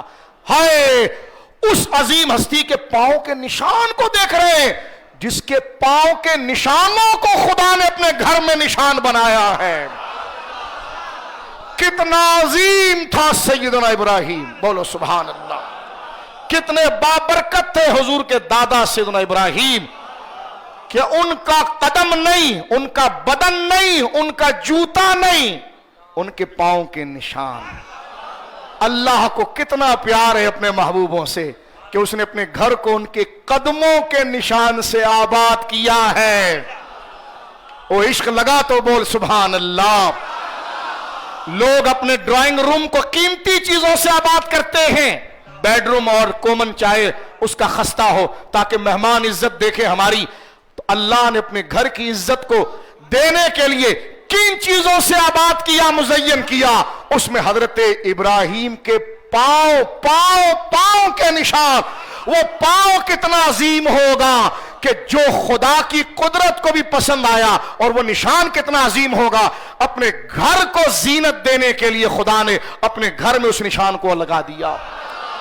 तुम कहते हो हम गुंबद गिराएंगे, वली को बेनिशान करेंगे, खुदा तो उनके कदमों के निशानों को भी बेनिशान नहीं करता और अपने घरों में आबाद करता है। बोलो सुभान अल्लाह। अब आप देखें सैयदना उमर, जल्दी से सुने, सैयदना उमर तवाफ कर रहे हैं और तवाफ में हुजूर के पीछे हैं, चल रहे हैं, जरा उस कैफियत में उतरे ना माहौल में तो बड़ी लज्जत आएगी। सरकार आगे चल रहे हैं, पीछे हजरत उमर चलते हैं, इतने में आप ऐसा करके देखते हैं तो पत्थर पर नजर पड़ती है तो दिल भर आता है। सरकार थोड़ा सा रुकते हैं तो हजरत उमर क्या कहते हैं, अन्ना रसूल अल्लाह काना आखिज़ु बियदिही उमर, एक हदीस में है कि हुजूर ने हजरत उमर का हाथ पकड़ा हुआ था।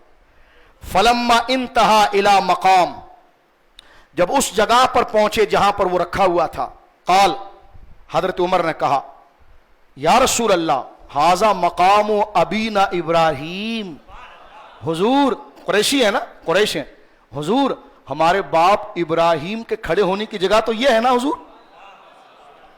फ़क़ाल लहु नबी, नाम, हाँ हाँ ये हजरत इब्राहिम के खड़े होने की जगह है। आगे नहीं निकल गए, बल्कि हजरत उमर ख्वाहिश करते हैं, कहते हैं, क़ाला अफला नत्तख़िज़ुहु मुसल्ला, हुजूर जब इस जगह पर इब्राहिम, इस पत्थर पर इब्राहिम, हमारे बाप इब्राहिम के पांव लगे थे, तो हुजूर क्यों ना हम इसको नमाज की जगह बना लें। फिर हुजूर ने ये नहीं कहा अभी अभी शिर्क से तौबा हुआ है, सिर्फ अल्लाह की इबादत करो, कोई निस्बत बीच में नहीं लाओ वरना फिर गैरुल्लाह का तस्वुर आ जाएगा, बल्कि नहीं, हुजूर ने कुछ भी नहीं फरमाया। ये बात अल्लाह को इतनी अच्छी लगी कि उसी वक्त हुजूर के दिल पर आयत नाजिल हुई, वत्तखिज़ू मिन मकाम इब्राहिम मुसल्ला। फरमाया उमर सही कह रहा है महबूब, इसी पत्थर को उठाइए और लाइए और सबको कहिए इसी जगह को, मकाम इब्राहिम को, इब्राहिम के खड़े होने की जगह को मुसल्ला बनाओ, मेरी नमाज की जगह बनाओ, इबादत मेरी होगी, निस्बत इब्राहिम की हो जाएगी। बोले सुभान अल्लाह। तो अंदाजा लगाइए मेरे दोस्तों बुजुर्गों, किस तरह ये कहा जा सकता है कि हजरत उमर या दिगर हस्तियों ने वो फालाना दरख्त उखाड़ कर फेंक दिया था, वो गोया कि निस्बतों के अल-अयाज़ु बिल्लाह मुखालिफ थे। मैंने कहा अगर हजरत उमर निस्बतों के मुखालिफ होते तो कभी जब काबा मिल गया है तो पत्थर को क्या करना है, फिर जब हुजूर मिल गए हैं तो और क्या निस्बत चाहिए। लेकिन वो कहते हैं जितनी निस्बतें हुजूर के सदक़े मिली है सब उम्मत को पता होनी चाहिए और उससे फैज लेना चाहिए। और फैज भी कैसे, खुद कहते हैं हुजूर हाजा मकामो अबीना इब्राहिम, या रसूल अल्लाह ये हमारे बाप इब्राहिम के खड़े होने की जगह है ना। हुजूर का नाम, हाँ हाँ ये तो है वही जगह। तो कहने लगे अफला नत्तखिज़ुहु मुसल्ला, हुजूर फिर हम इसको कोने में क्यों रखें, इसको ऐसा ना करें, इसको नमाज की जगह बना ले। तो हुजूर ने ये नहीं फरमाया नमाज की जगह बनाओगे तो फिर तो ख्याल इब्राहिम का आएगा, क्योंकि इब्राहिम का पत्थर है, उसके पांव लगे हैं और नमाजें खराब हो जाएगी। ये सिर्फ खवारिज के जहन में आता है। अल्लाह के नबी ना ऐसा सोचते हैं, ना अल्लाह वाले ऐसे सोचते हैं, बल्कि रब ने अब सोचा, हजरत उमर ने था, सरकार ने डांटा नहीं, ये क्या कह रहे हो, जब नमाज अल्लाह की पढ़नी है तो ऐसी जगह पर पढ़ो जहां सिर्फ खुदा याद आए, क्या निस्बत ला रहे हो, फिर तो इब्राहिम भी याद आएंगे, बीच में सब आएंगे। हुजूर ने कुछ नहीं कहा। उसी वक्त कुरान की आयत उतरी, अल्लाह ने फरमाया महबूब उमर सही कहता है, वत्तखिज़ू सब उम्मत बना लो, मिन मकाम इब्राहिम, इब्राहिम के खड़े होने की उस जगह को मुसल्ला, नमाज की जगह।